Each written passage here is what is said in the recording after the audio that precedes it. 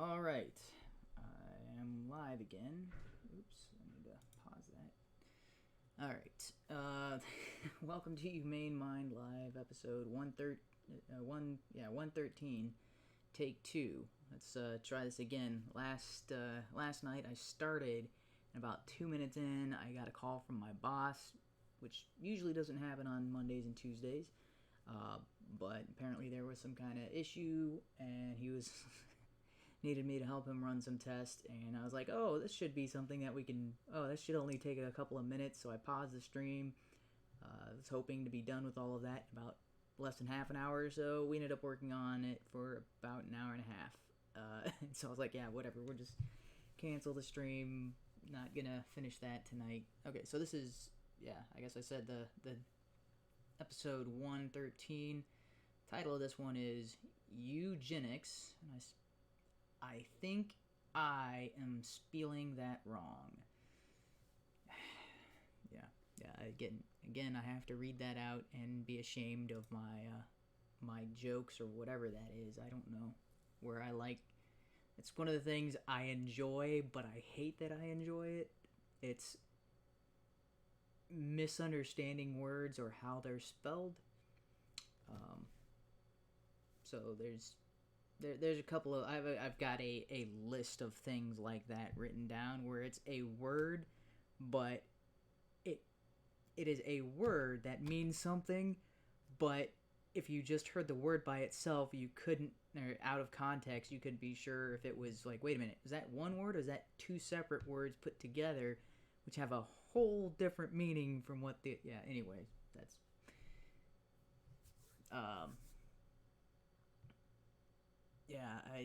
one that keeps coming to mind is hormones. That's a, like, wait a minute, outside of any other context, you're just hearing the word or words. I don't know, but what is this person talking about? He just talked about hormones. How is that? Yeah. Anyway, that one's a funny one because that's a double entendre-ish. Anyway, so the topics I plan on talking about this evening, TYT says GTFO to you in IONS. This is one of the this is satire coming to life, or I guess maybe that's, how else do you, this is the greatest form of irony, I should say. Maybe that's a better way of phrasing it. Alright, and the next topic is Omar's brother husband update. So there's been a little bit of new news on that. And something I hadn't heard until this week, and I'm going to elaborate a little bit, although that is somewhat speculative, but it's interesting. Then it's no longer 2019. Only women know how to clean. That's something, it's I got so many clips this week that are just like, wait, is that something somebody seriously said this year? I'm so it's so bizarre. All right, and then we've got Ween-stein for prison 2020, and then I thought Corona was Mexican, not Italian. So that's that wasn't going to be the main topic I was talking about when I was first preparing for this episode, but after today, that kind of should have moved towards the forefront. I think we'll be talking about that a little bit more than I had planned, and probably talk about that in the next couple of weeks to come, because that is kind of becoming a major incident, and it is impacting a lot of things. Not just, most people would think it was just kind of like, West Nile or Zika or, some of the bird flus that just kind of blew over. This seems to be something a little more impactful, and we're already starting to see ripple effects of that. And I'll get into that when we talk about that more fully. But this is one of the things that I was made aware of. I can't remember if this was this was last week, and I'm gonna be specifically talking about the Lauren Chin and Liam. I don't think he's ever given his last name, but their analysis of this. I listened to it twice because they had the standalone clip of just them talking about eugenics, and it was part of their larger streaming episode. And both, so first time I was kind of like, no, this is incorrect. And then the second time I'm like, oh no, there's so much more in here that I didn't pick up on the first time. There's a whole bunch of problems with what you are claiming eugenics is. And it becomes nonsensical. So, alright. And I think this is like the first time I put the links in the show notes for the video. Usually I will link them to my brother and not put them in the show notes because I keep forgetting. At least I did that beforehand this time. So I've got my sources cited a little bit here. But I am, so this is Wednesday, because as I said, so Monday I had issues coming up, so I couldn't do anything, I couldn't stream on Monday, and then my brother has been sick, so apparently I passed that through the interweb and passed my cold sinus thing on to him.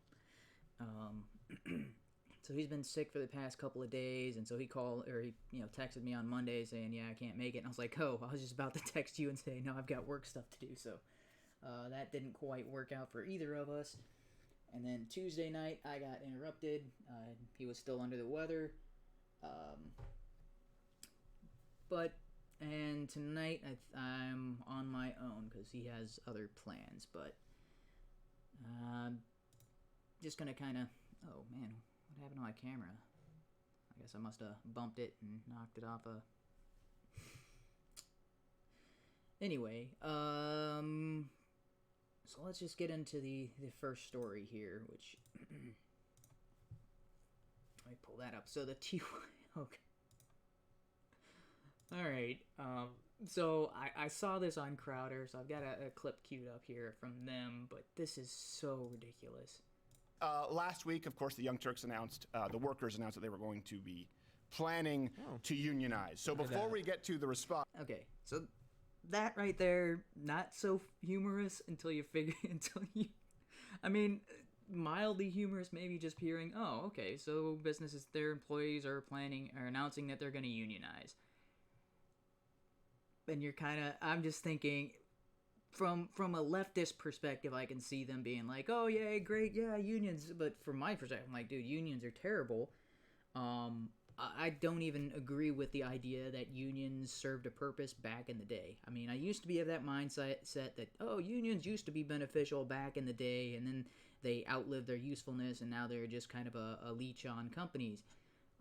But listening to people like Tom Woods and, Peter Schiff and a lot of these people, Bob Murphy, reading some of the books by Austrian economists, and it's kind of like, no, unions mostly took credit for things that were already happening and didn't really help anybody. They have been pretty much a leech on business since their inception. Because this is one thing, the work days were already getting shorter as we increased production.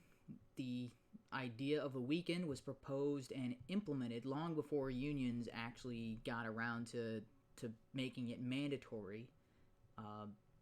There's a whole lot of things that unions take credit for that they didn't do. So the other thing that they take credit for is safety, increasing workplace safety and all of that sort of thing.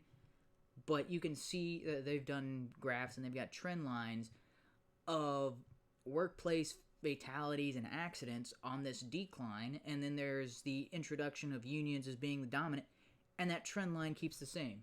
And you're like, wait, I thought you guys were supposed to be making it more. It's like it's not like that it plateaued and stagnated and then unions came along and kept it going down. It's like, no, you guys had an unnoticeable impact on the natural trend that we saw without unions. So when I'm looking at this and I'm seeing all these bits of history, I'm kind of like, oh, yeah, unions have never served a purpose. They are something that appeals to groups. I mean, a lot of leftist tactics or leftist, bastions, is they appeal to a group as like, oh, hey, this is something we need, so this is something that's going to be good for everybody. And then they start taking credit for something that's already happening, and then once they get established, then they just sit around and leech off of the people and take away their, because people pay union dues. If a union goes on strike, you can't work, or else you could potentially get fired from that job for working when everybody else is on strike. You're like, hey, I need to feed my family or whatever, and they're like, nope, we're going on strike. Doesn't matter if you need to work.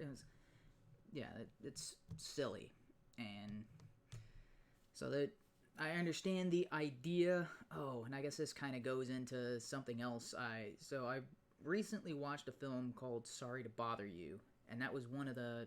It's actually a really interesting film. I like the visuals of it. It's got some really cool. It's a very, very interesting movie, and I'm not quite sure. Similar to Swiss Army Man. I don't know how this film got made and how it had so many famous people in it. It's got Terry Crews in it. It's got Tessa Thompson, the Valkyrie from the Marvel movies. It's got Armie Hammer in it.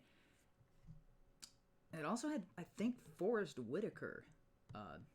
As I don't know if he was a voice or if he was the actual, if he actually was in all that makeup and stuff. But anyway, oh, and it also had Patton Oswalt and David Cross as voiceovers. So it's a very interesting movie, but one of the main, I guess, legs of the story being told is the people feeling that they're not getting paid as much, and so then they start to unionize.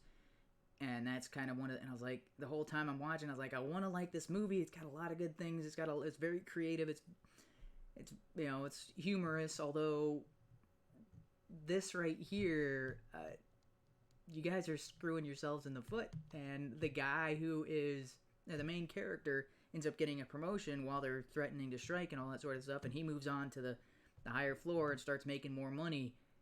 And it's just kind of like, well, I don't really need to unionize now because I'm getting paid what I'm worth. And the other guys are like, oh, no, they're just, you're such a scab. And, he's getting treated. And I was like, if the issue was that you're not getting paid what you're worth, and then now he gets bumped up to the higher pay scale and is getting paid what he's worth, he has no incentive to strike anymore. And the people at the bottom, they may feel that they're entitled for, getting paid more or whatever, but they even admit to themselves that they're selling, or they're telemarketers selling garbage products. And it's like, and their argument is like, oh, we need to make enough money to eat. And it's like, well, it's a commission-based system, so if you're not making enough sales, you're not earning enough money. If you're not, that's on you if you're not making enough money. Why the unionization on that didn't make any sense in the context of the film. The other thing is the outset of the film, the employer in that company made it clear that he doesn't care. He's just hiring people. That's one of the first 5 minutes of the film. He says, yeah, we're hiring. You just show up on time, do your job. Yeah, you don't need experience doing this stuff. You don't need to boost your, or, to talk yourself up. We're hiring. We're actively hiring. And I'm like, well, if you've got people, if you're actively hiring and you're consistently just like, hey, we'll take anybody, and then all of those people unionize, just kick them out, and then you go and hire whoever, hey, we're hiring the same way as we've always been. We're hiring anybody and everyone that wants to work, except for the people who unionize. They obviously don't want to work. Seems silly, and it also seems silly given the ground floor for this business was obviously not important because they were making all of their money from the higher ups, the executive-ish of the telemarketers, although that is a silly but funny. that they've got telemarketers selling things that no, usually telemarketers are only selling garbage. You don't need a telemarketer to sell somebody on something that's actually worthwhile, for the most part. Let's see. Yeah, I'm getting a little too sidetracked talking about this particular film, but it's very interesting that both of these kind of came up within the same week for me. But what happened to that company in the film is what's happening to the Young Turks right now, and obviously the bosses are getting angry, and I can see immediately that a union is terrible. But the people working there, they're kind of from their perspective, they're like, wait, how is this a bad thing? Wait, no, we're living up to our principles. We're doing what you actually argued in favor of. And that's what makes this story like it. It is hilarious because Cenk Uygur and the people at the Young Turks praise when other industries unionize. And spoiler alert, I think you can know that they weren't exactly super thrilled. This should be a moment of glee for the Young Turks. The Young Turks, specifically Cenk, considering their rhetoric on unions and corporations for, Crowder I guess not decades, but a decade, they should be thrilled. Workers want to unionize. They want to say, hey, maybe we'll have more leverage if we all unite. By ourselves, they're just going to fire us and get somebody else to fill the job. But if we're united together, well, that's in a way part of the marketplace, where we then use our collective power and leverage it against the employee to make sure our wages come to a balance that makes sense for both sides, right? At that point, that he was anti-union for his own company. It's not like they can't afford it, and this is perfectly normal. Never occurred to him it's going to bite him in the ass. If you are a government union, or if you don't have a government union, you don't have collective bargaining, and you want to go into your boss and say, all right, I'd like a pay raise. And this guy in the background is like, absolutely no that's a good ability to do idea. that. Maybe we The should only do way that any around boss here. would take you seriously, whether it's a private or a public place, is whether you could bring everybody in together. I mean, when you have rich now know individuals how that he you operates don't as a boss. disclose funding this, it might be to their great interest to make sure that unions are incredibly weak throughout the country. The death of Antonin Scalia might have inadvertently Southern California. had some very good ramifications for American unions. The reason unions make sense, especially in very large corporations, is because you have uneven power. Any one worker has very, very little power against a giant corporation. There's 5,000 workers. I love how he just picks a number that he thinks he won't cross over. Like when Bernie went from millionaires to billionaires. Even the battlefield a little bit. Crazy number like 5,000. Get great results because of that. Yeah, and so I don't think the Young Turks has. I don't know how many employees they have. I know they probably have, upwards of 50. Why'd you pick 5,000 workers? There are not many companies that have 5,000 workers. Why? Yeah, that's an excellent point on Crowder's point, because I've gone over these numbers, and it's something like 80% of small businesses, or 80% of businesses in the U.S. are small businesses. It's 80% of them, and that's actually makes perfect sense because it follows the Pareto distribution, or the 80-20 rule, as a lot of people talk about it, is like 20% of businesses do most of the business, and then the other 80% are smaller businesses that have under 500 employees. And yeah, that's so it's like, oh yeah, only those 20%, those are the only ones that should have. Look it up, Google it. Only those should be the one that unionize. But his organization, because he's talked about unions being such a good thing, and it was like all that, and yeah, and then Crowder goes on to explain the other thing about, so the Young Turks they get millions of dollars from donors like Al Jazeera and I forget some of the other ones that, I mean, this is something that's been kind of common knowledge for years. They get YouTube studios and they get YouTube priority. They're getting money hand over fist, and they I don't know exactly how many employees they have. I'm guessing it's somewhere around 100, like maybe 80 to 120, so somewhere in that range. And those are, because they got people in the background, staff writers, and people doing research for them and all that sort of stuff, and they're they do a lot of content. Writers for the websites and stuff like that. So I'm not likely that they have under 50 employees. It's possible, but not likely. I don't remember if Crowder gives an exact number of employees that they have and all that sort of stuff. But it's everybody outside of the main the anchor persons, at least from what I know. Because there's Cenk Uygur himself, Anna Kasparian, Cenk's nephew or something. I forget the dude's name. Hassan Piker, I think maybe. And then the other guy that I never learned his name. Those four are probably not unionizing because those four get paid a lot more than the rest of the staff because they're the spokespeople. They're the ones out there delivering the news. They're the one talking all the time. It's more than likely everybody else in the organization that is deciding to unionize because they feel like they're not getting paid enough. So I'm not going to play the entire clip of Crowder talking about that, and I've talked about unions too much. It's just kind of funny that he's been saying, oh yeah, unions are a good thing. He's talking about all these things, and then his company goes and unionizes on him, and he's like, oh, no, we can't afford it. And I'm like, you can afford it.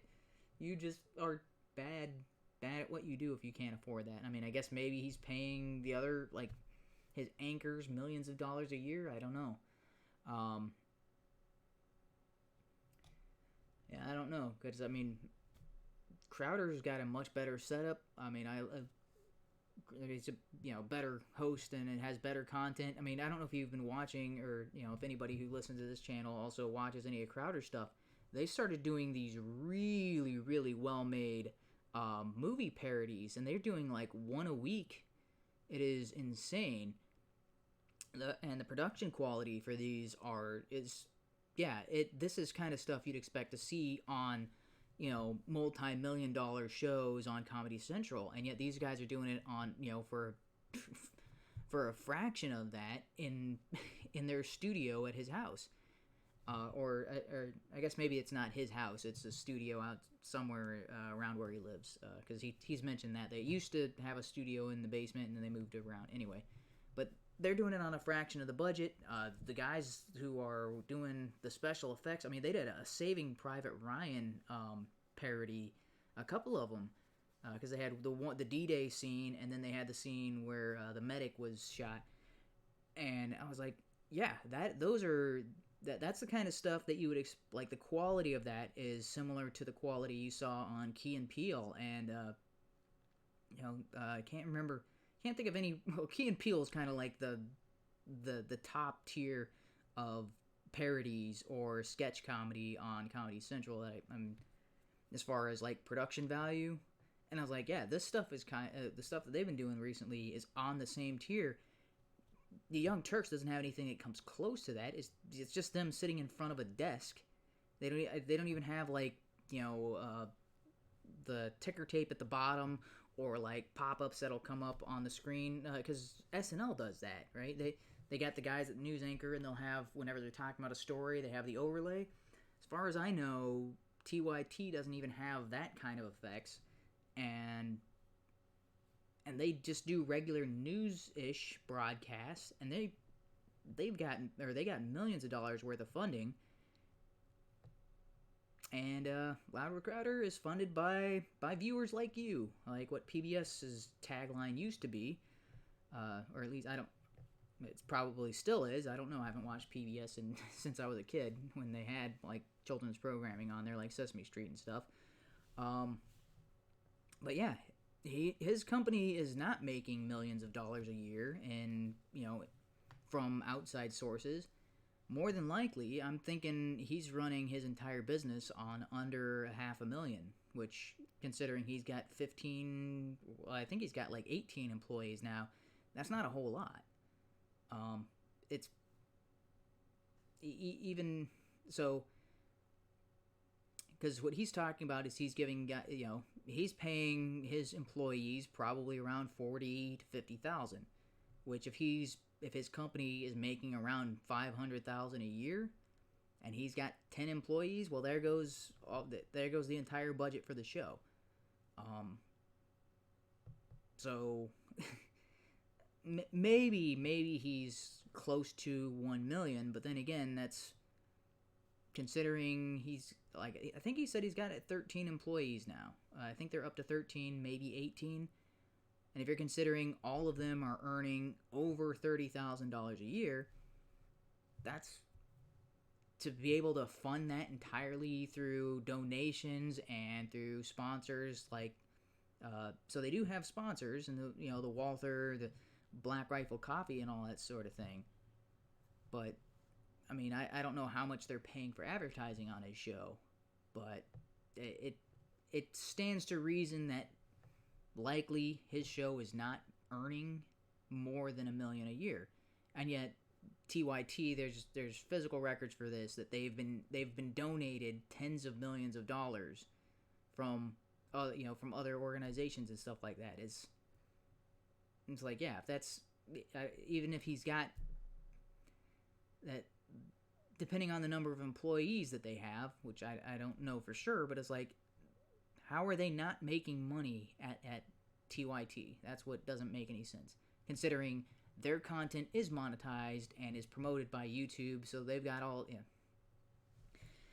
they've got everything going for them. All the hurdles have been cleared for them. They've been getting money hand over fist from outside sponsors and investors and things along those lines that Crowder would be like, crawling over himself to get. And they're claiming that they don't make any money. They don't make enough money. They can't afford to have their employees unionized. That's just, I'm not buying that. All right, I think I've hammered that dead horse a little too long. So there's an update on the Ilhan Omar situation, and I learned this from the Tim Pool clip I'm about to play. Daily Mail says, Squad Congresswoman Ilhan Omar told friends years ago that the man who went on to become her second husband was in fact her brother. And now for the first time, one of those friends has come forward to reveal exactly how Omar and Ahmed Almi scandalized the Somali community in Minneapolis. Abd Hakim Osman is the first person to go on record to speak of how Omar said she wanted to get her brother papers so he could stay in the United States, at a time when she was married to her first husband, Ahmed Hersi. But hardly anyone realized that meant marrying him. No one knew there had been a wedding until the media turned up the marriage certificate years later, Osman, 40, exclusively told the Daily Mail. Osman's revelations are sure to renew calls for an investigation into the Minnesota freshman representative who has repeatedly refused to answer questions on her marriage to Almi. She originally said the idea that the spouses were also siblings were baseless, absurd rumors, accusing journalists of Islamophobia, but has since stayed quiet. One of the reasons she stayed quiet is that social media posts emerged showing that her a man she identified as her father had the same name as the guy she later married, which sounds like they're I think he gets into that a little bit more. So one of the big issues is that Ilhan Omar is a Somali refugee, and so there's no real paperwork here. Yeah, let me.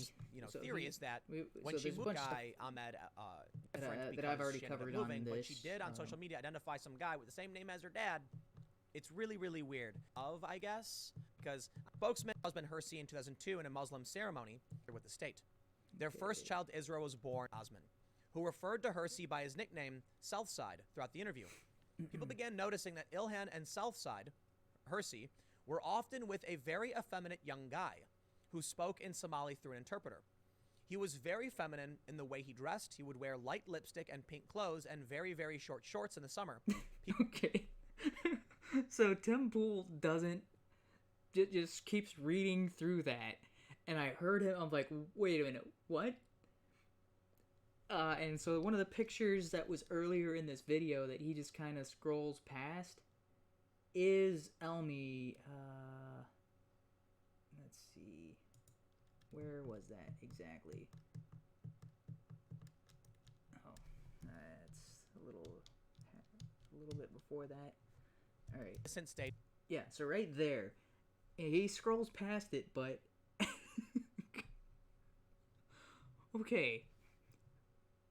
So she's married to this guy Hersi. Now that's a legitimate marriage from what I can tell. And he seems to be kind of like the victim of the Ilhan, scandalization and all that sort of thing. This is the brother and one of the reasons that was given as to why she wanted him to come to the U.S. is bad influences, because he was living in Europe at the time. I don't know if it was England or something along those lines. I can't remember at the moment. But her brother's obviously gay. I mean, Tim Pool's not gonna say it, but I was like, okay, wait, what? Seeing him in the headdress, and then later on, is a very effeminate dude wearing. And I'm like, okay, some people from Somalia, some people from other countries, they can be kind of, there are customs and stuff like that where you're kind of like, that guy's a little, But then, oh, okay, he's just foreign. He's not, some of those things. Like, I mean, dudes will kiss other dudes in like, I mean, this was something that's with France, whatever, kissing on the cheeks and then kiss on the mouth or whatever. I was like, okay, that's not quite gay, but in the U.S. it's kind of like, you see dudes doing that and you're kind of like, okay, yeah, they're gay. But from other cultures, it's not as big of a deal, sort of thing. I was like, okay, so maybe he's just kind of effeminate, but that may be because he's foreign. And then it says wearing lipstick and wearing pink outfits. The other thing is these comments are coming from the Somali community. So, apparently they know enough to be like, oh, yeah, that's not normal. That's not a normal Somali custom. Like, if this was an American from the outside looking in, he's like, oh, well, maybe that's a little on the... But these are Somalis saying, dude, yeah, that guy's gay. And so they're talked about... So Hersi is the man she married in the Muslim tradition. Elmi is the effeminate guy who's wearing lipstick and wearing pink, who's kind of hanging around them, and she is identified as her brother. And then on paperwork, that's the dude she married. The effeminate guy wearing pink lipstick or wearing lipstick and wearing pink outfits. And I'm just looking at this like, yeah, there's no way this was a legitimate marriage. No way. People in the community, as soon as they're hearing about it, they're like, yeah, this is not a normal thing. The way he was acting, that's not normal for Somali customs. That has nothing. They are talking about, yeah, that was a little weird. So it's not an American looking at foreign custom or culture and being like, that's kind of odd. Maybe there's something. No, these are people that are from the same country and are familiar with the customs of that country, being like, yeah, there's something going on here. So yeah, that story is amazing. And for me, in my mind, I was like, yeah, she definitely legally married her brother. I don't, some of the other people, and I think when Crowder was talking about this, he talked about maybe a bit of incest going on there. No, and I don't think I ever, because I remember talking about the incest angle, but I'm fairly certain I've never been on the incest bandwagon. I was just like, no, she married him for legal reasons. Now it's more apparent. It's like, so not only was it a immigration fraud marriage, it was also him using her as a beard. Oh, that is very amusing. Although that's speculation on my part. Obviously there's no definitive proof that he is a homosexual, and that but there is, I think, a preponderance of evidence that they were married and that he is her brother, and they're trying to bury it and cover it up. That seems to be, and now thanks to the Somali neighbors talking about the issue, hopefully this gets investigated by the Department of Justice, and like, gotta specify. Like, Democrats will look at this and be like, oh, they just hate her politics and they're just trying to get rid of her because she's a Democrat. And I'm like, no, if this occurred with someone who was a conservative or a Republican, it's like, get out of there. You should not be running our politics. And there's the other thing that Ilhan is involved with Qatar, where she's being financed by, and has close ties to Qatari officials.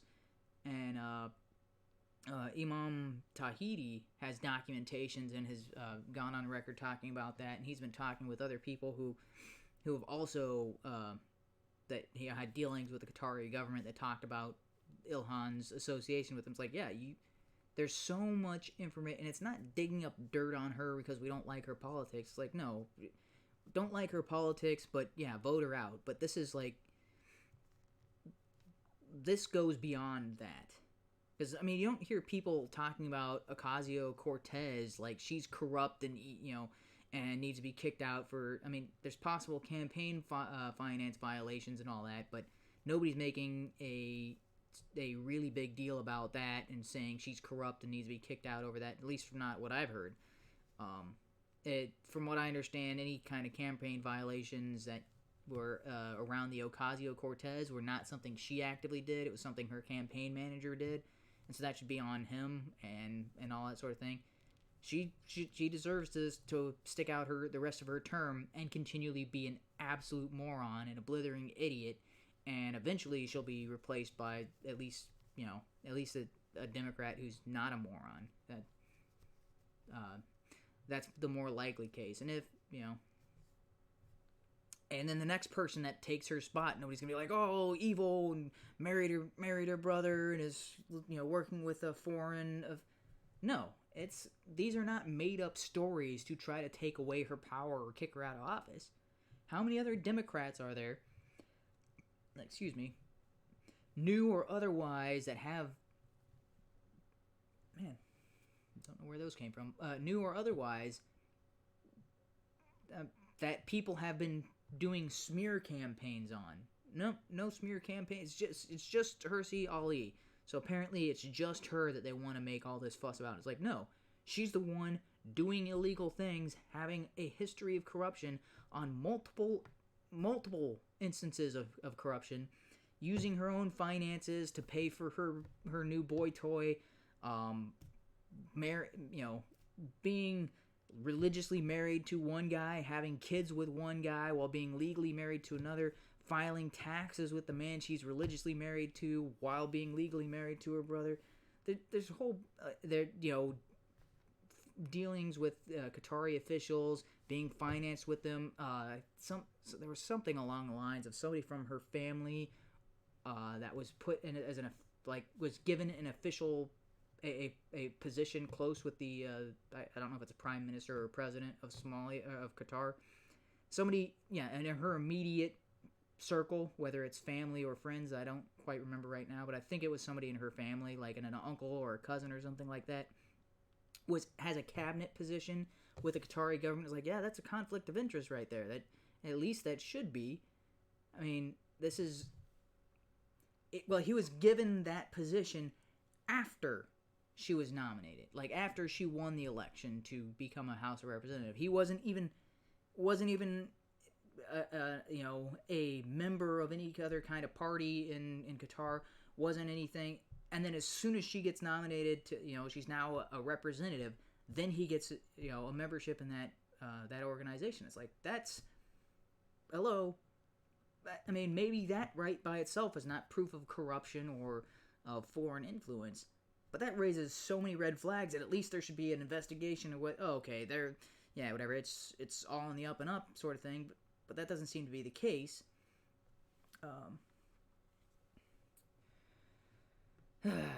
It's like, no, it's not just because we don't like this person's politics, it's because this person has done illegal things and is corrupt. That's why they need to be out. Not to mention the anti-Semitic thing, but that's more of a, okay, this person is wrong and they shouldn't be in their office. But the anti-Israel thing and the anti-Semitic things, that's something that's like, yeah, we just need to vote this person out. But when this person is actively doing things that are illegal and actively doing things that, hey, this probably is not in America's best interest because you might be doing something for a foreign government as opposed to something on your own for your constituents, those are things that you should be kicked out for. Alright, so I think I'm done talking about that for now. Yeah, I don't have any good transitions for any of this. I'm just gonna keep barreling through. So this happened this week, and it is It is glorious. And when you've got a mess and you really need it cleaned up, call a woman to get the job done. And when you've got a mess... I should have said maybe I should. Well, I mean, this is probably old news and everybody knows this, but it's one of those things. If you did the man on the street like Mark Dice does, and like Will Witt and some of these people from InfoWars and some of the people from Breaker You do, going around and talking to people and be like, oh, I'm gonna read you a quote, and then you're gonna say whether this is one of the Democrats running for president or whether this is Donald Trump. Yeah, so we'll just give you a couple options. This is Elizabeth Warren, Bernie Sanders, Pete Buttigieg, or Trump.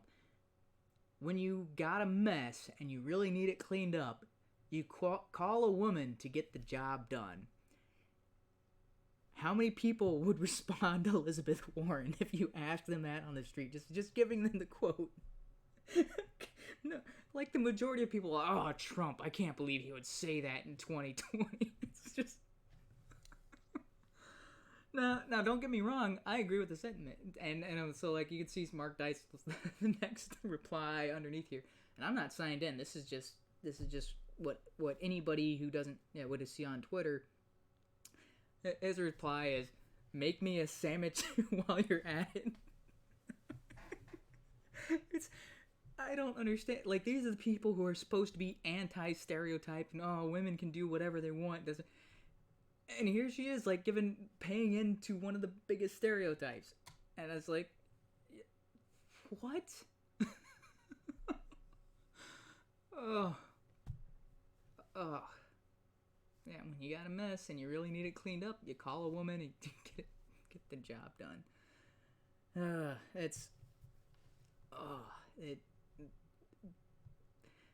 Yeah, this is it.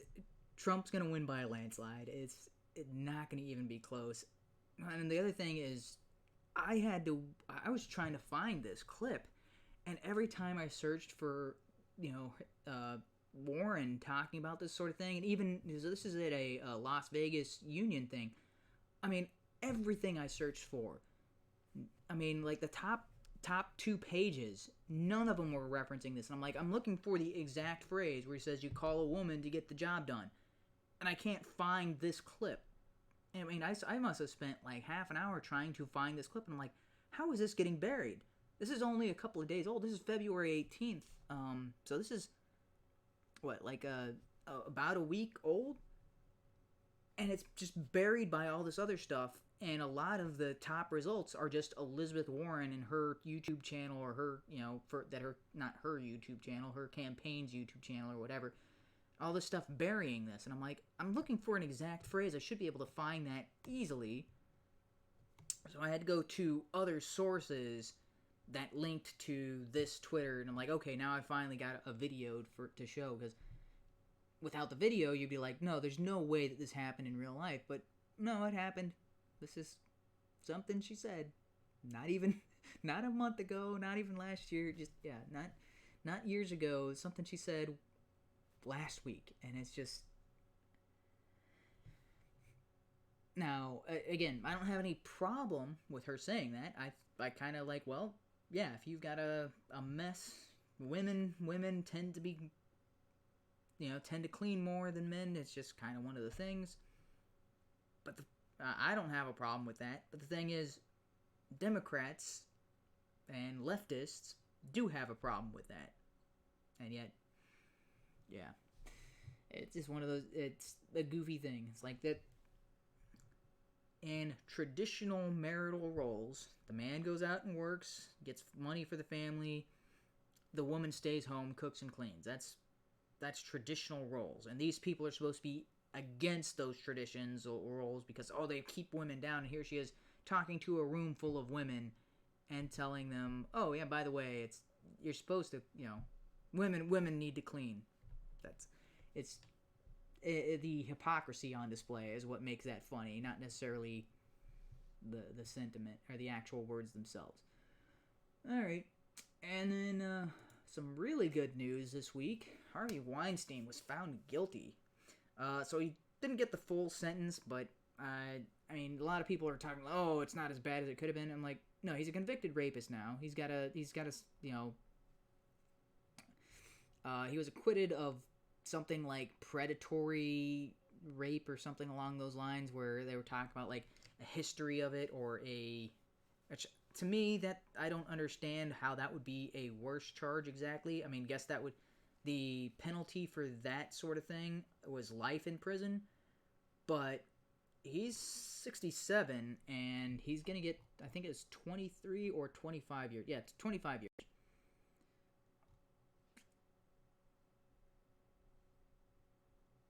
Oh, they haven't actually given the sentencing yet, or at least not from this ad. So 5 to 25 years is what he's looking at. So they gave the verdict at the time of this, and I haven't heard anything beyond this as far as the actual sentence. But more than likely, he's going to jail for the rest of his life. And this is just on the one case. He's got a bunch of other complaints about him and that sort of thing. So this is... let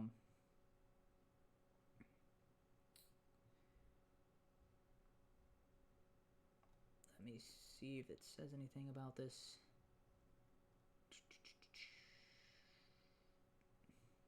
Yeah, so was not found guilty of predatory sexual assault. What?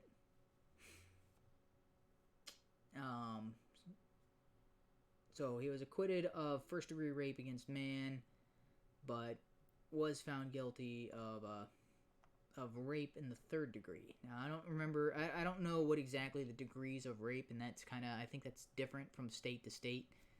So, it's a little hard to tell. Okay, this is interesting, and I haven't heard anybody talking about. Oh, wait, what is this popping up here?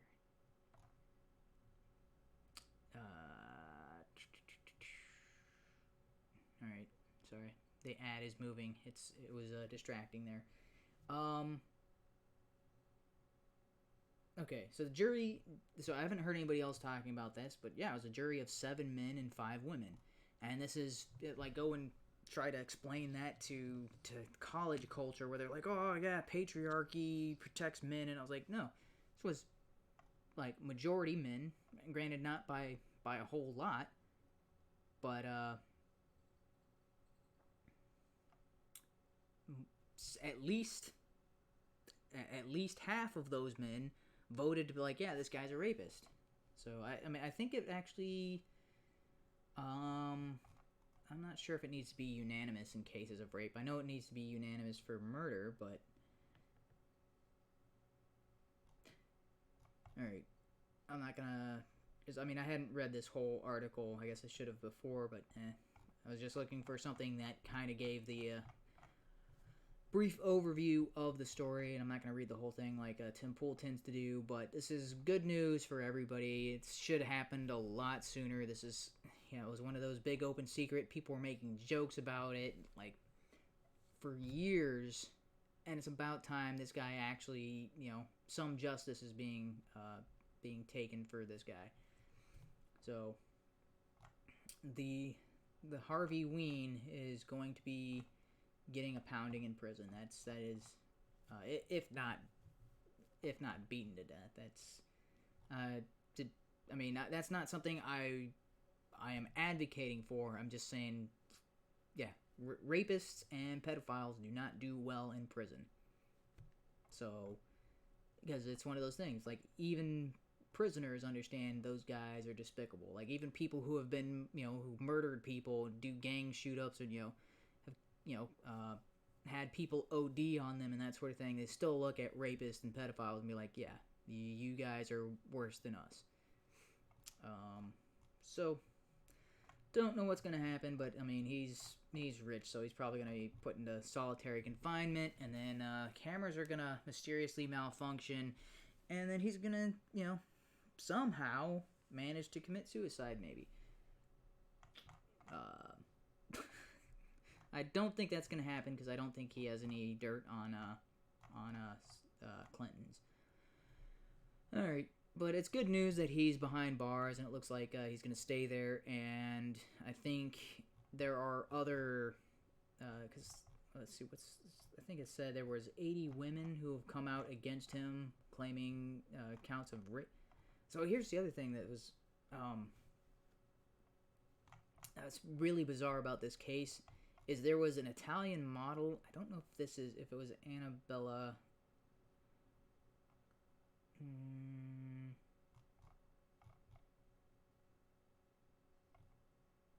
There was an Italian model like years ago who went to the police saying that he had grabbed her boobs and her butt, and then they put a wire on her, and she went back and saw Harvey Weinstein, confronts him about the situation, and he says, "Oh yeah, it's not gonna happen," and she, "Oh, I'm sorry, I'm just so used to that, it's not gonna happen again," as he's acknowledging that it happened.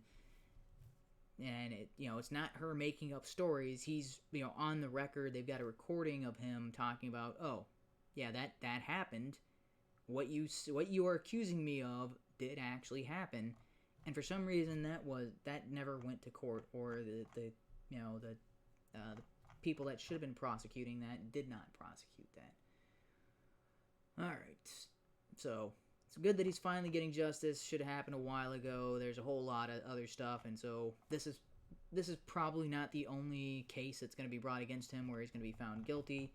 There are more than likely other things that he's going to be found guilty of. So right now I'm looking at the situation. I'm like, yeah, that probably means life in prison for him. Whether the actual sentence for this particular ends up being life in prison or not, it's kind of negligible. It's probably like, oh, he'll serve his term for this particular sentencing and then, get more for other things. He's got a history of it, so there's enough evidence and enough people coming forward that he's likely going to spend the rest of his life in jail. All right. So that brings us to... Wait a minute. I think I'm skipped a story in here. Coronavirus. Okay. So I don't have a clip or anything like that pulled up for coronavirus. It's everywhere. So I'll just put back to the placeholder. There's a lot of people talking about this. Yesterday, Italy went on lockdown. So that's kind of the joke. It's like, oh, I thought it was supposed to be Mexican, not Italian. Anyway, it's terrible. I know. I am bad at jokes. I should hire a writer to do comedy for me. And I should just stop attempting myself. But, yeah, it is spreading to a lot of places. And news today was that it's now... I just saw something recently. I don't remember if it was Tim Pool or Styx talking about this. It has hit the United States. San Francisco is... I don't know if San Francisco is seeing its first cases of corona, or if people are just kind of going into riot mode, which kind of happens when there's a natural disaster or an emergency or something along those lines. But apparently San Francisco was already going down the shitter anyway, because people were literally shitting on the streets. So, but this apparently people are kind of going into full panic mode, buying the store shelves are being cleared out of stuff. People are going into, hey, buy anything that you can while you can, stock up on all these, provisions, hoard it for yourself, and that's happening in San Francisco. But when I was preparing this episode yesterday, the big news was that Italy was locked down. So it's spreading throughout Europe. There are, and I've got family over in Italy right now. I got a brother stationed there, and my mom is looking to move out to live with him and her grandkids. So I don't anticipate that being kind of I don't know about that being a deal breaker or being something that's going to delay or derail those plans. But I was on the phone with him on Tuesday, and apparently, so there's a city close to where he is was locked down completely, quarantined, and then as we were on the phone, he got the notification that they're shutting down schools, and so it's indefinitely. like they shut down schools in his area, so his kids are home from school for the foreseeable future with no end date of that that cancellation of school in sight. That is, I was like, well, okay. I still look at this as it not being all that major of a sickness. Now it is a pandemic. I should clarify that this is going to be a pandemic. I think at this point it's unavoidable. This is going to go worldwide. We cannot stop it at this point. And I don't know if I mentioned this on stream or if it was just when I was talking to my brothers and stuff like that. But the news, so when they're saying coronavirus first showed up in China, is inaccurate, and because it's coming from the Chinese government, but they've already proven, because I mean that can be, so that patient zero, or would be, you know, at that marketplace in China, which I forget the name of the city, I can't remember it at the moment. But that patient zero, that's, you know, supposedly from bat soup or something, you know, contaminated bats in the market there. I got a phone call, but that is, I recognize that number. Not important. I will deal with that tomorrow. All right, stupid phone. Lost my train of thought. So that would have been patient zero from that market, from the contaminated bat something or other. And then you could track all the patients that came from patient zero. There are patients that don't relate to patient zero. So there are people who have corona that cannot be tracked back to patient zero being the start of this. And yet that's the official story from China is, yeah, it's at this market, and so there's, I mean, maybe there's more than one, or I don't know if there is a patient zero as in the first person. It might be a group of them. But there are people who have corona right now that cannot be traced to that marketplace incident. And anybody who talked about that beforehand was called because Styx has been doing videos on this. A couple other people, I mean, this information about this is being spread around and being announced. And all those people who talk about this sort of thing are being considered, you know, conspiracy theorists, and they're you know, just speculating and all that sort of thing, and they don't know the truth. Even I think it's a Representative Tom Cotton was talking about, yeah, the official story from China.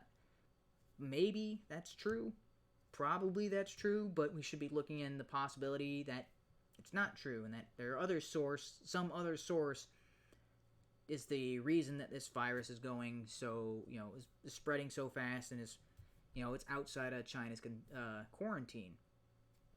And at this rate, it's kind of like, yeah, we shouldn't be believing the official story, because there's no way it should have been able to get to San Francisco or to Italy or to all these other countries. Had they recognized it and quarantined it properly, it's like, oh, hey, we've got symptoms, we can trace it back to patient zero, we can quarantine an area, it's not escaping this area. That's something we can do. We've got procedures for that, even in China, where, you know, it's can be a little backwards sometimes. They've got policies to contain things like that. Those policies don't work if the virus is out there spreading a week or two prior to when the official story says it started.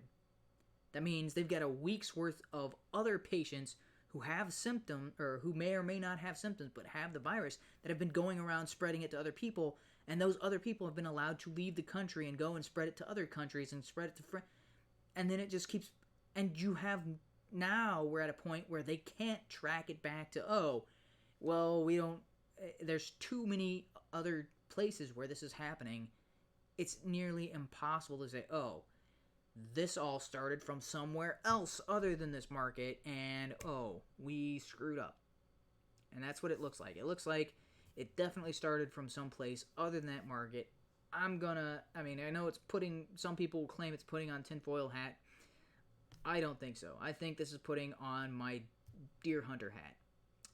That is I had to look that up. That's the hat that Sherlock Holmes wears. This deer hunter.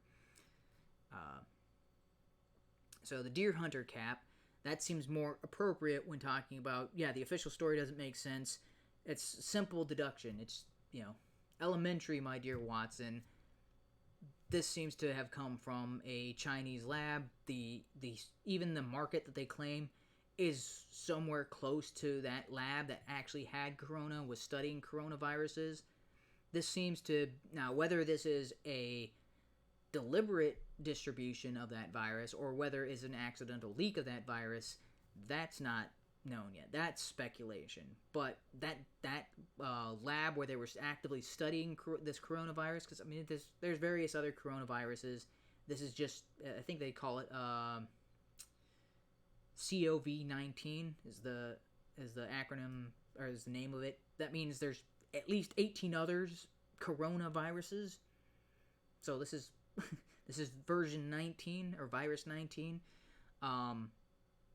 So there had to have been 18 before that. So it's of different variations and all that sort of thing. I don't know the exact naming conventions and all that sort of thing. But it stands to reason for me. It's like, oh, these guys were studying coronavirus. There are people who were involved with, so one of the guys who first announced that this is going to be a huge problem that ended up dying from it. So those people talking about it have little to nothing to do with the supposed market where it was an outbreak. Those were people who were actively studying it in a lab. There's reports of, bats escaping inside the lab, biting people, possibly infecting them then.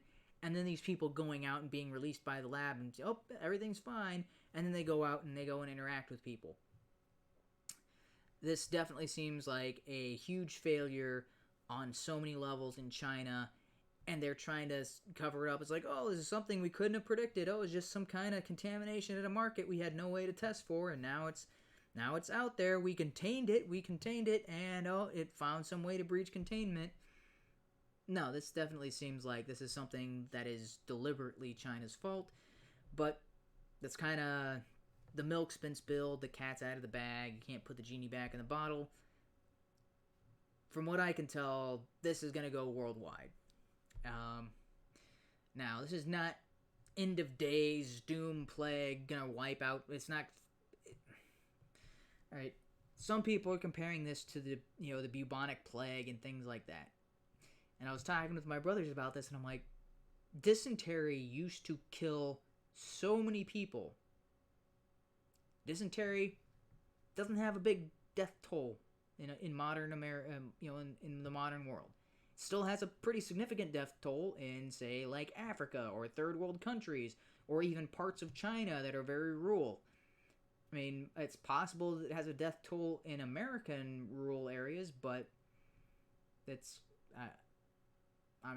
you'd think there would be some statistics we could find on that. I was looking for them, can't find them. But dysentery, everybody remembers playing Oregon Trail. You have died of dysentery. How many games ended because you died of dysentery? And it was like, what, 1 in 3? A third of the time you're playing the game, you die of dysentery? Well, if you lived back in the 1800s, hey, you got dysentery. It was almost a death sentence. Not so much nowadays. Nowadays, we have outbreaks of dysentery on Carnival cruise ships and no deaths. Because we know how to deal with these things. We know how to treat these systems. We've got hospitals, we've got medical professionals, we've got so much access to penicillin, penicillin, antibiotics, we've got so much more medical knowledge and access to medication and to aside from medication, medical practice. We've got so much access to these things to deal with these situations. So, my case has been, Corona's going to be bad. It's going to spread worldwide. It is not going to wipe out a tenth of the human population. That does not seem... because Tim Pool and Styx have been talking about that 10% number, and I'm looking at it the whole time. It's like, look at the places where the outbreak is taking a hold. We're talking about China and Iran. The other places have been doing a pretty good job of containing it within sections, like Italy. As soon as they're like, hey, we've got a case, boom, quarantine this entire area. it's likely to not escape that area. It is likely to be contained. It's not very, like, it's from the people who currently have it in Italy and the people who are around those people and all that sort of thing. That seems to be contained. So if Italy has further outbreaks, more than likely it's not going to be coming from Italy. More than likely it's going to be coming from other places coming to Italy. And so maybe a lot of countries are going to be like, okay, we're closing down our ports for however long, just until we are sure we've got this contained, and everybody moving around to different countries is not further spreading this disease. That might need to be necessary. And then you just need to deal with those quarantined areas until those people recover, until the disease or the virus has passed its course and it can no longer be spread to other people. Then the quarantine is slowly lifted, and eventually, most people won't ever have the corona, and it's still going to be out there. It's still going to be somewhat spreading, but hopefully it won't be spreading this fast. The other scenario, which seems more likely because this has been so poorly tracked by China, and China is trying to, pass off, saying, "Oh, we had no problem," or we did everything we needed to do. We did all the proper steps, and trying to, remove themselves from guilt of being responsible for this getting out. Had they actually just fessed up to it, then they could have actually quarantined it correctly. People would have been aware. People would have been more proactive in preventing themselves from spreading it, preventing others from catching it, making people aware, oh, I've been to China. It's not just this little isolated area. It's kind of everywhere. Oh, then maybe we need to kind of quarantine you until we can double check this. They would have had more screenings for it. But no, they tried to, we did nothing wrong, sort of thing. That led to further outbreaks, that led to people thinking they were perfectly safe going and traveling and spreading it further. Because of that, I think this is going to go worldwide, and I think this is just going to become the new flu. Like, flu is everywhere. Flu is not going away. It's something you catch about once a year. It mutates. There are variations of it. It's just something you kind of have to deal with. Same thing with the common cold. The common cold is everywhere. Common cold, people pick it up all the time, pass it around. More than likely, that's what's going to happen with coronavirus. And coronavirus has a 10% death rate right now. As soon as it starts to get to Western cultures, if it infects the entire U.S. population right now, that 10% death rate or death toll rate is going to plummet. Because we have access to better ways of fighting that. Aside from the obesity, we've got better health overall compared to countries like China and Iran. So it's going to be a little bit difficult. It's going to be kind of a setback for a lot of people. And I know I got sick earlier this year. I don't know if that was corona. I hope it wasn't, because the doctors did not test me for it. When I went to the doctor, this was after coronavirus was out, and again, I was told kind of something, oh, this is just regular cold. I know you've had it for 2 weeks, and you've never had a cold for that long. You told us that you are more miserable now 2 weeks into it than you were 2 days into it. No, it's just a regular cold. Just take your regular medicine, stuff over the counter, sleep it off, and you'll be fine. Plenty of liquids, drink chicken noodle soup, and get plenty of rest, and you'll recover. That's what I was told. I was not tested for anything else, despite there being news of coronavirus being around. So I hope I was not a carrier of that, passing it around or anything like that.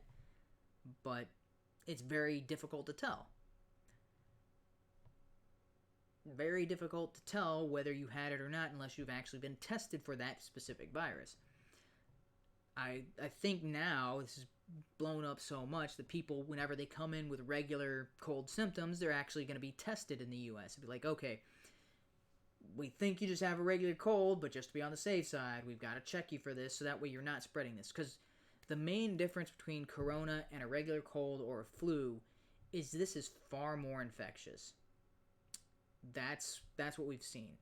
Is the incubation period for corona can be up to a month from what they're talking about. Like, so that means you could have it, be spreading it for a full month without showing any symptoms, and then you have symptoms, and then you're out for 2 weeks to a month. With cold. The symptoms to it are mostly cold symptoms, which that's stuffed up, coughing, sneezing, blah blah blah. Everybody is familiar with cold symptoms. Treatments for cold symptoms are pretty much what I just said. Yeah, plenty of rest, liquids. Sleep it off. That's the typical remedies, or hey, you just got to deal with it and wait it out, and eventually your body will fight it off, and eventually you'll recover. That's typically the prescribed treatment for corona. And if you get a bad fever and symptoms worsen, go to a hospital, and then they'll give you like IVs, and they'll give you antibiotics or whatever it is they give you to try to fight or try to help you, with your symptoms.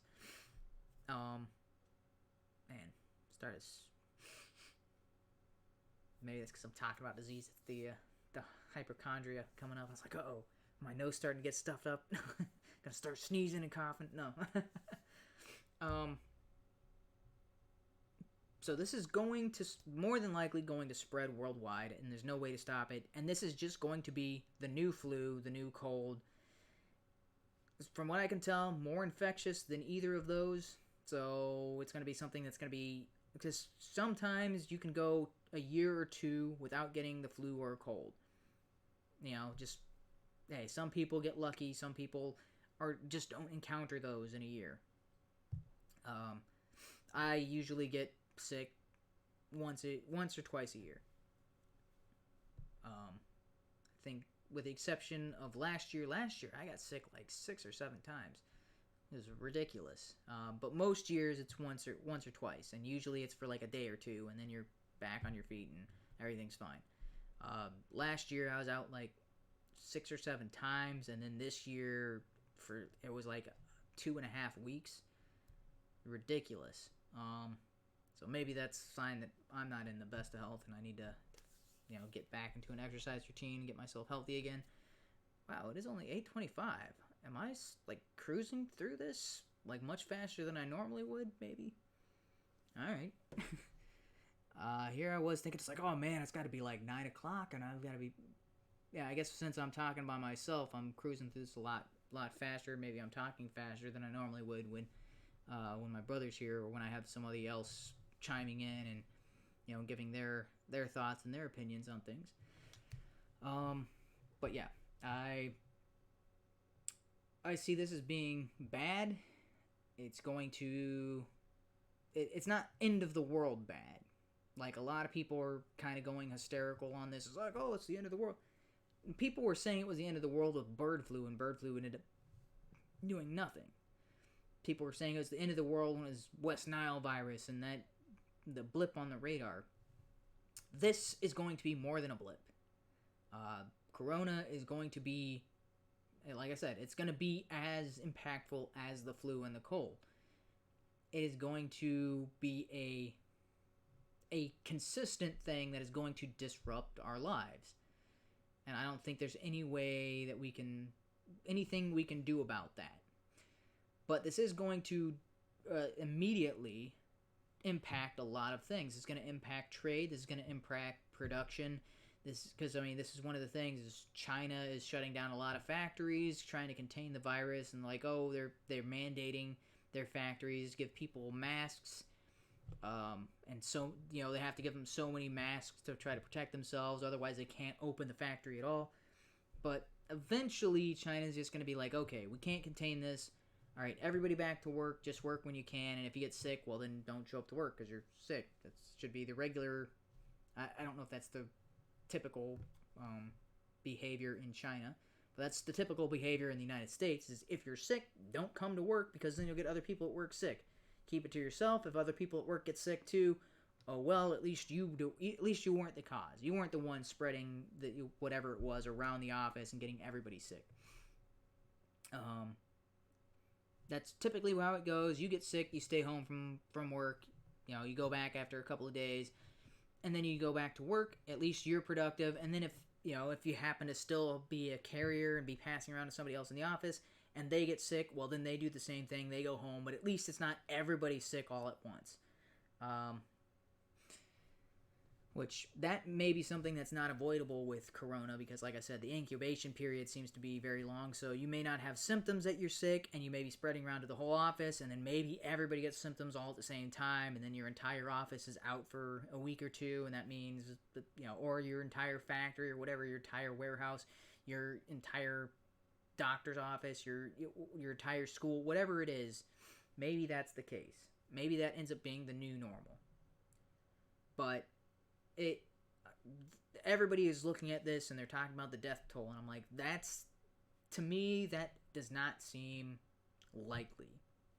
It seems very unlikely that this is going to have the same impact that the Black Death had when it was going around, with like the bubonic plague, the yellow fever, and malaria. So a lot of these diseases killed people within the first, 6 months to a year that they were out. I mean, a lot of these diseases had huge death tolls immediately.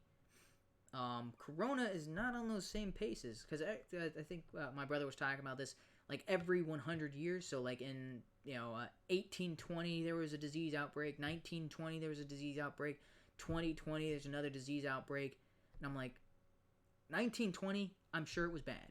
1820, bad. 2020, it's gonna be annoying. There is going to be a death toll, because there always is. Like the flu has a death toll, the common cold has a death toll. These things do lead to people dying, but the percentage is usually something that's just kind of, and it's mostly regulated,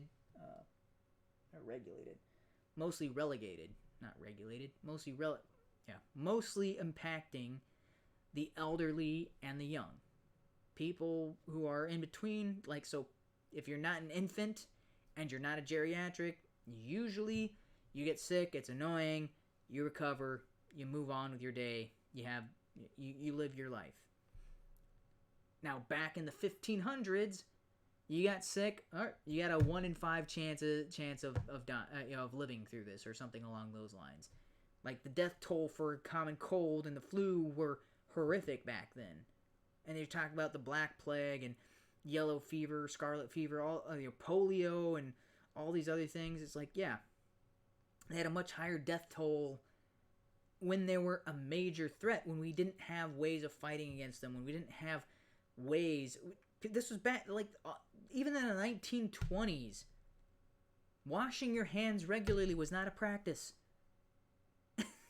Having clean water was not something that was readily available.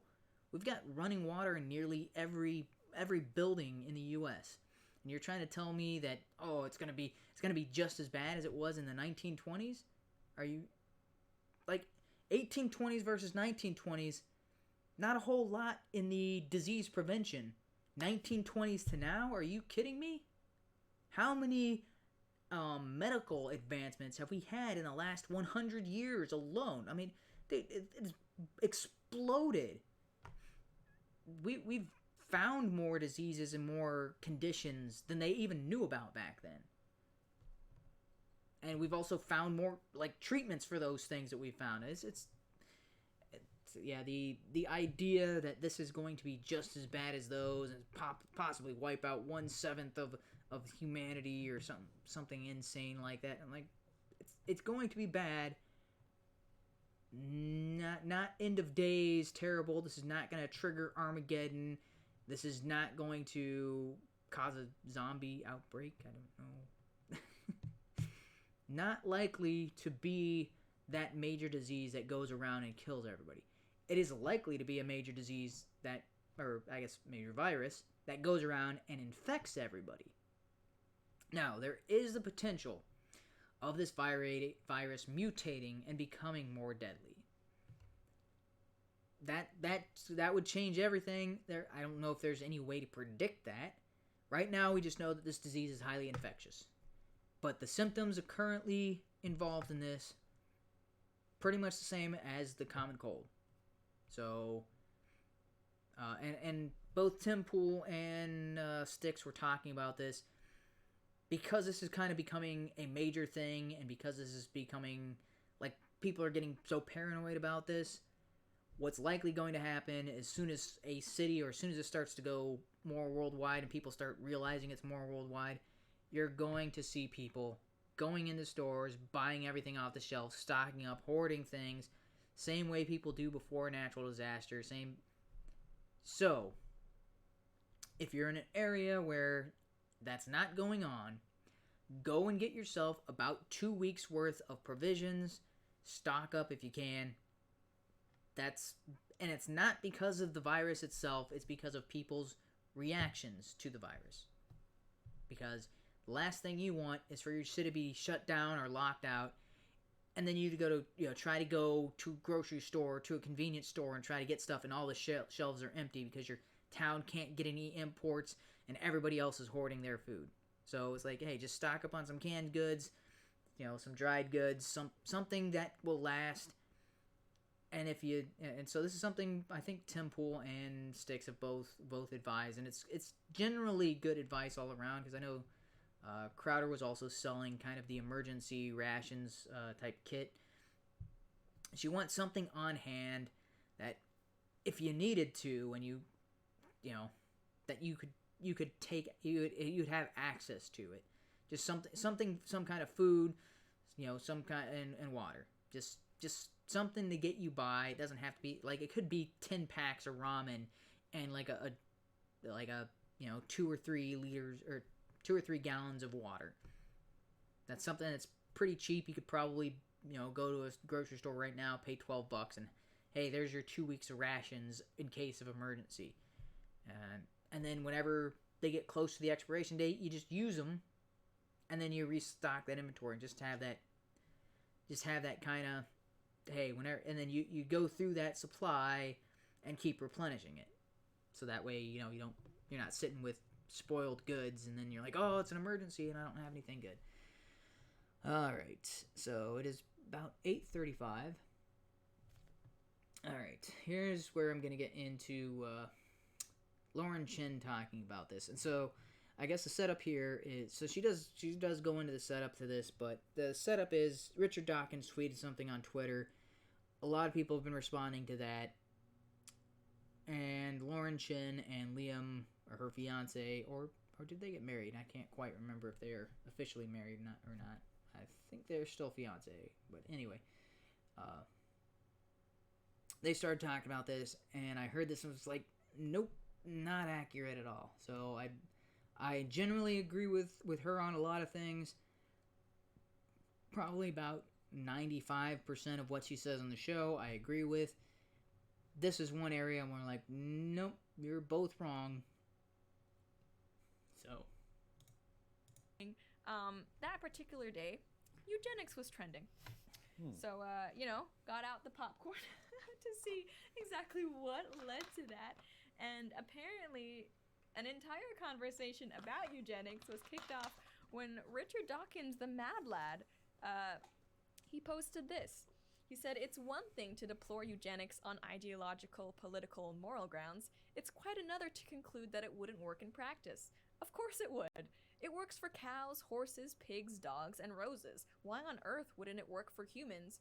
Facts ignore ideology." Okay. So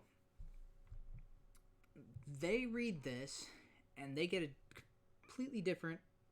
so they start talking about eugenics, and I'm like, okay, this seems very obvious. What he is saying doesn't seem to need any kind of clarification.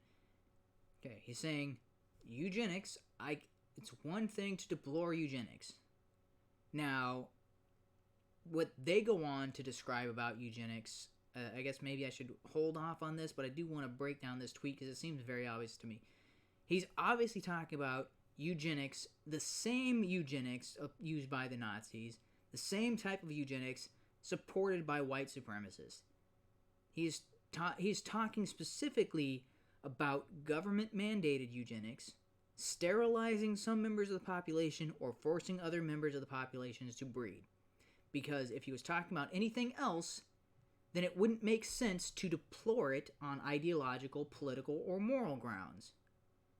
This, like, if, and I guess maybe this makes more sense once they start to describe what their version of eugenics is, but eugenics is deplorable on ideological, political, and moral grounds. I am making a claim, there is no version of eugenics that is not deplorable by any and all of those means.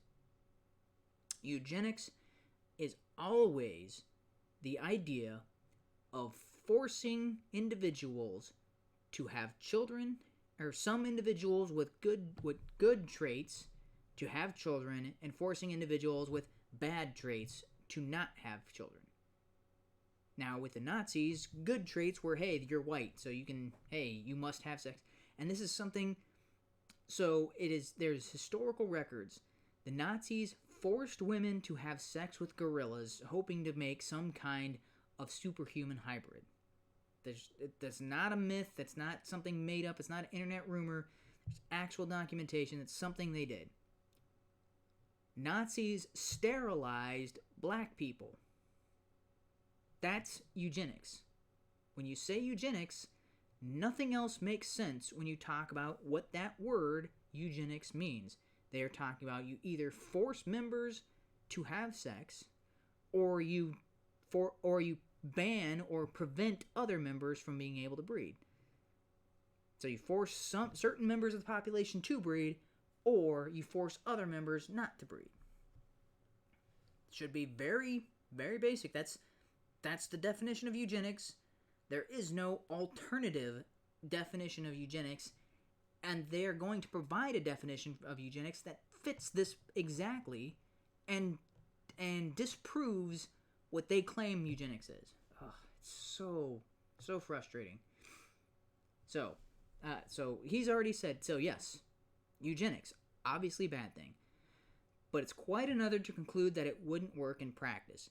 Now, this seems very obvious what he is talking about.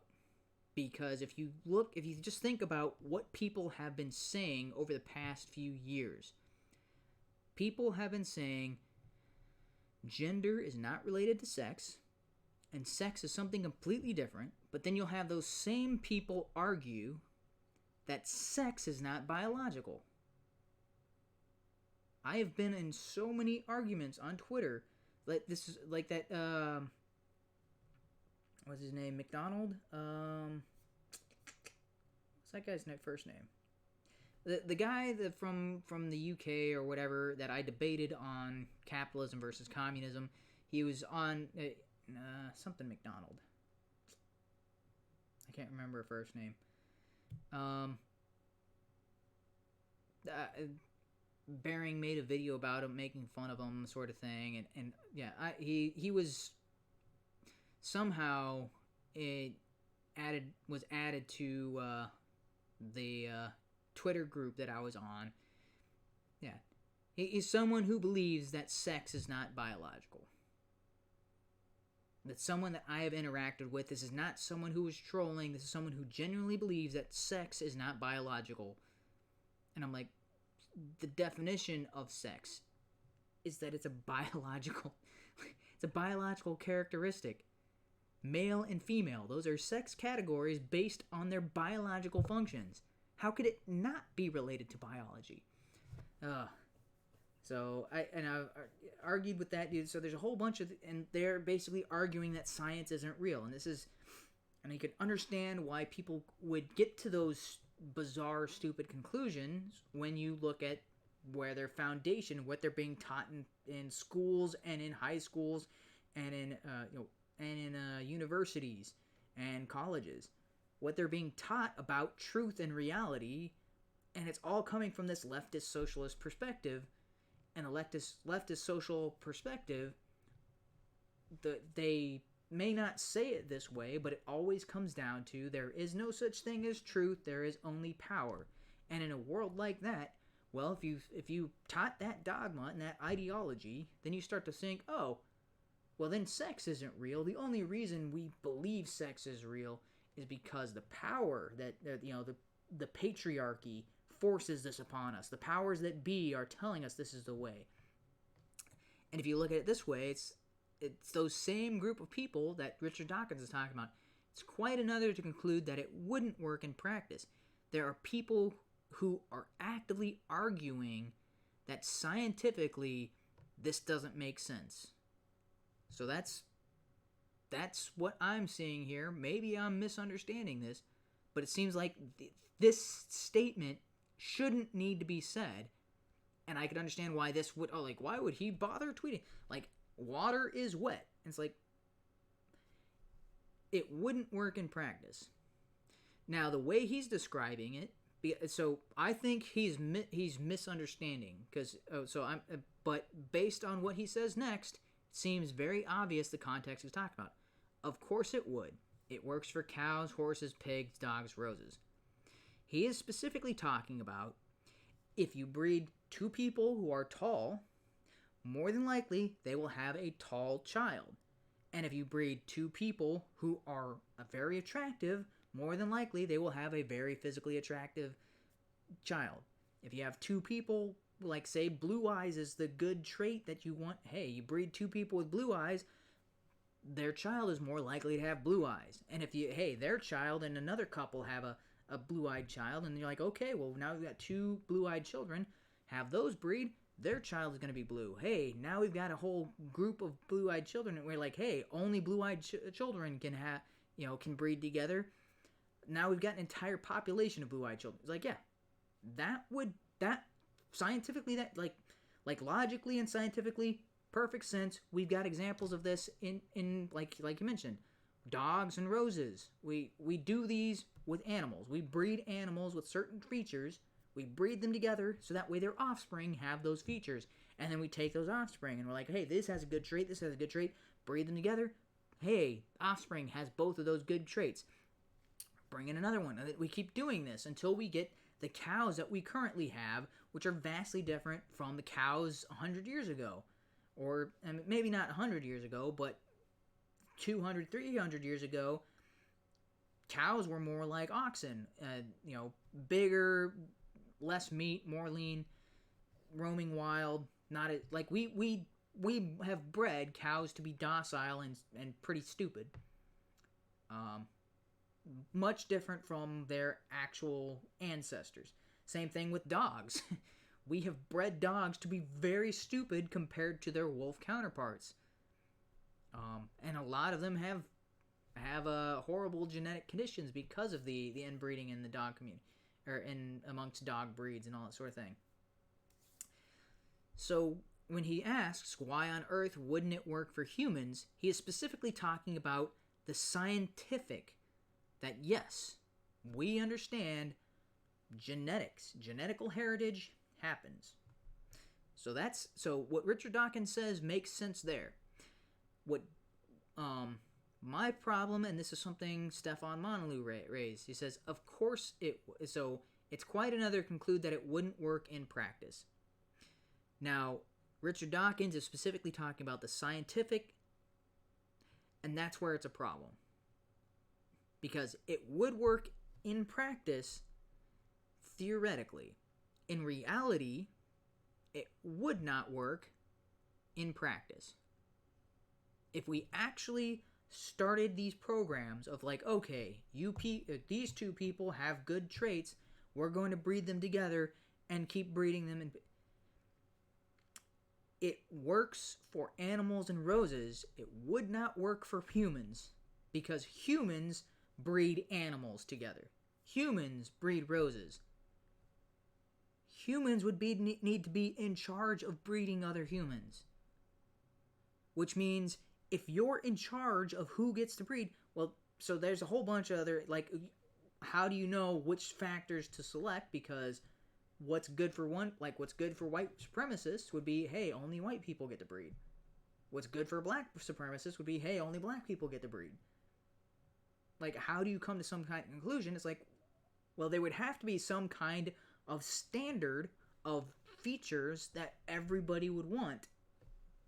In order for this to work in practice, there would have to be a set list that, everybody agrees upon these traits being good, and people with these traits should be allowed to breed. You're never going to come to any kind of consensus on this, so right there, it doesn't work in practice. Now, it works scientifically. It does not work in practice. Like, if we actually implemented this, yes, if we bred certain, they would have offspring with that. But in order for it to work in practice, it needs to be something we could do as a society. Again, this is ignoring the moral and the ideological. This is purely talking about if this was implemented as a policy or as a scientific study, it would not be... okay, yeah. Sorry, phone is ringing again.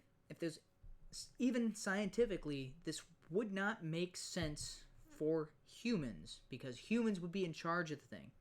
So, for it to be practical, it has to be something that could be consistently done, that would have consistent rules as far as who could breed and who wouldn't be allowed to breed, which, if those are flexing and changing based on who is in charge of the program, or if there is no general consensus of what those traits should be. The other thing about this is people in charge of this program, like people given the authority, would breed people with certain genetic traits. But, like, let's say if let's say two people are chosen, like me and you are chosen to head up these programs, and we want really tall, strong, smart people. And we start, like, hey, you and you're both strong and smart, and all right, and tall. All right, you two get to breed, and then your children will be small or tall, smart, and strong. And we just keep breeding those. How long do you think those generations who would be vastly more intelligent than us, would be vastly stronger than us, taller than us, better than us in every way, and we're in charge of controlling who breeds and who doesn't? Imagine, like, 10 years of doing, or, well, I guess maybe 10 generations would be more likely, because 10 years is not a whole life. Like, you'd have 10-year-olds. But, let's say 5 generations of doing that type of breeding. Do you think by the 5th generation, the now individuals who are superior to the breeders in every way would allow them to continue to make the choice of who they get to breed with? No. That's when you have an overthrow of the hierarchy.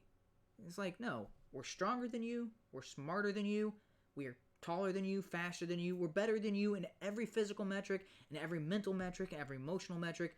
You are no longer our masters, we're not going to listen to you, you have no control over us. So what happens in these situations is people in charge of these breeding programs realize this and are like, oh, well, what we would normally want in future populations would be this, but then that makes them the more independent these people that we're breeding can become, the less control we will have over them. Now, if you look at what we do with cows and horses and pigs and dogs, we intentionally breed defects into them to make them more controllable. Cows, we intentionally breed them so that way they get more milk and that they're less hostile, that they're less angry, that they're less likely to attack or to run away. We breed stupid cows. Now, in order to continue to breed stupid cows, we can't be like, let's start making them more aggressive. Let's start making them bigger. Let's start making them smarter. How long until the cows are like, you know what? We're done with this. We're done being the livestock of humans and just run away and go and do their own thing, because now they're smart enough to go and forage for their own food without having food handed to them. Like, very intelligent animals do not do well in captivity.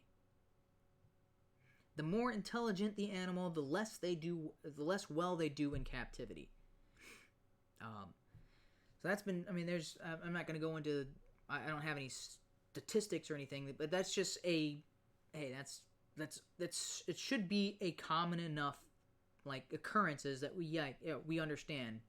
Intelligent animals don't do well in captivity. They will break out, be free and independent. So if you imagine, like, how much more so would that be the case with people? Because if there is a group or an individual or two people or whatever deciding who gets to breed and who doesn't get to breed, would there, like, in such a system, it makes absolutely no sense whatsoever to breed for more intelligent humans, because those intelligent humans are eventually going to overthrow the system and be free and independent. So what would happen is we would get stupider people, because stupider people are easier to control. Stupider people, easy to manage, easy to manipulate.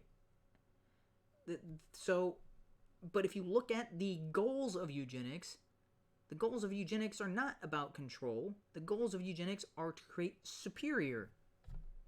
So again, this does not work in practice.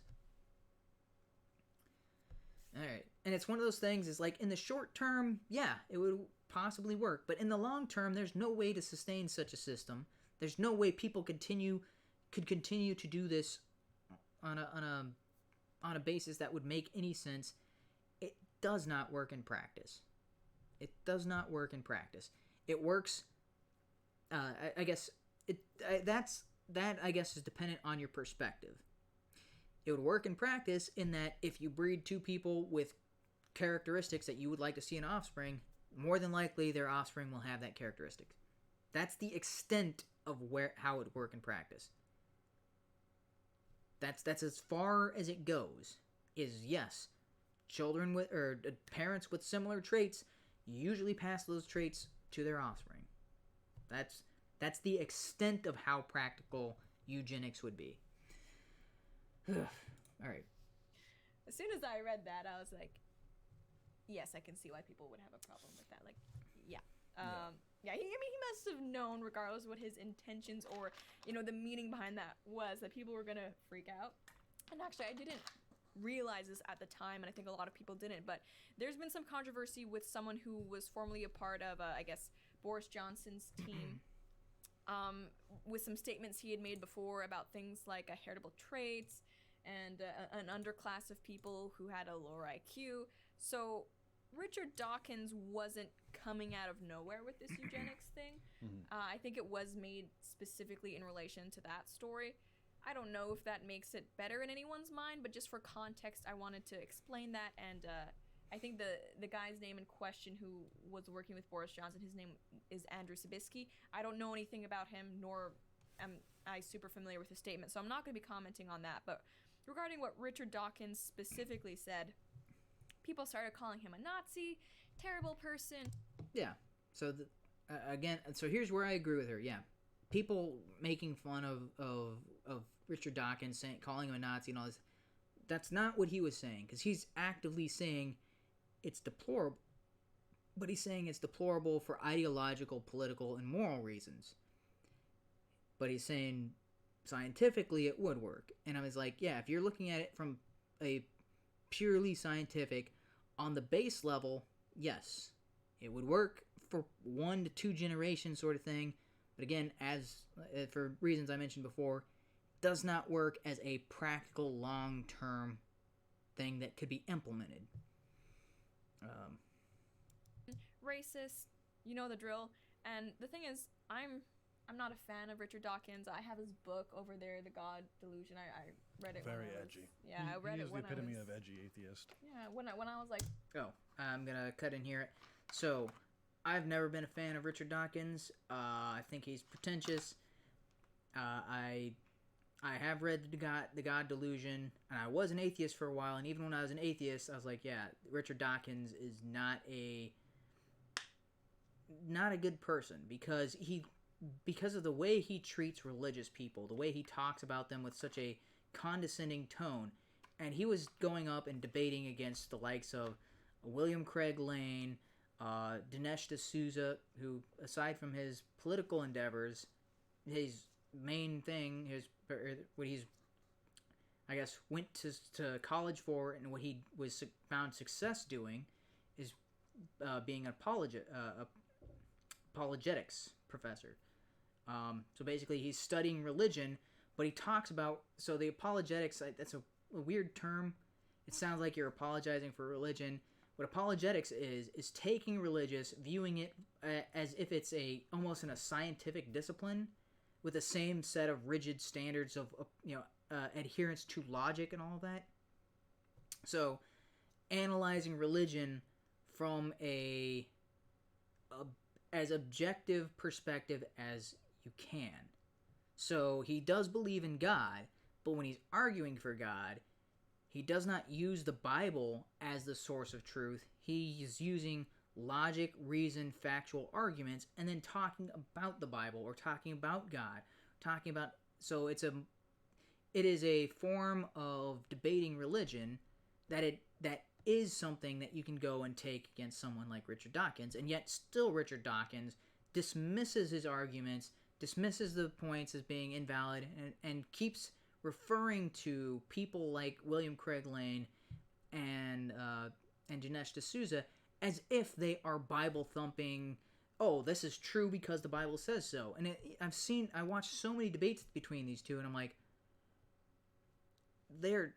so what the Christians in these debates, or these believers in these debates, were doing against people like Hitchens and Dawkins, I was like, dude, they are meeting you at your level. They're responding to your arguments. And what I saw repeatedly from the Hitchens and Dawkins crowd is them talking past their opponents and talking about other arguments that I was like, that argument wasn't even brought up in this discussion. So, I still am even though Hitchens is dead, and Hitchens was kind of boorish. He was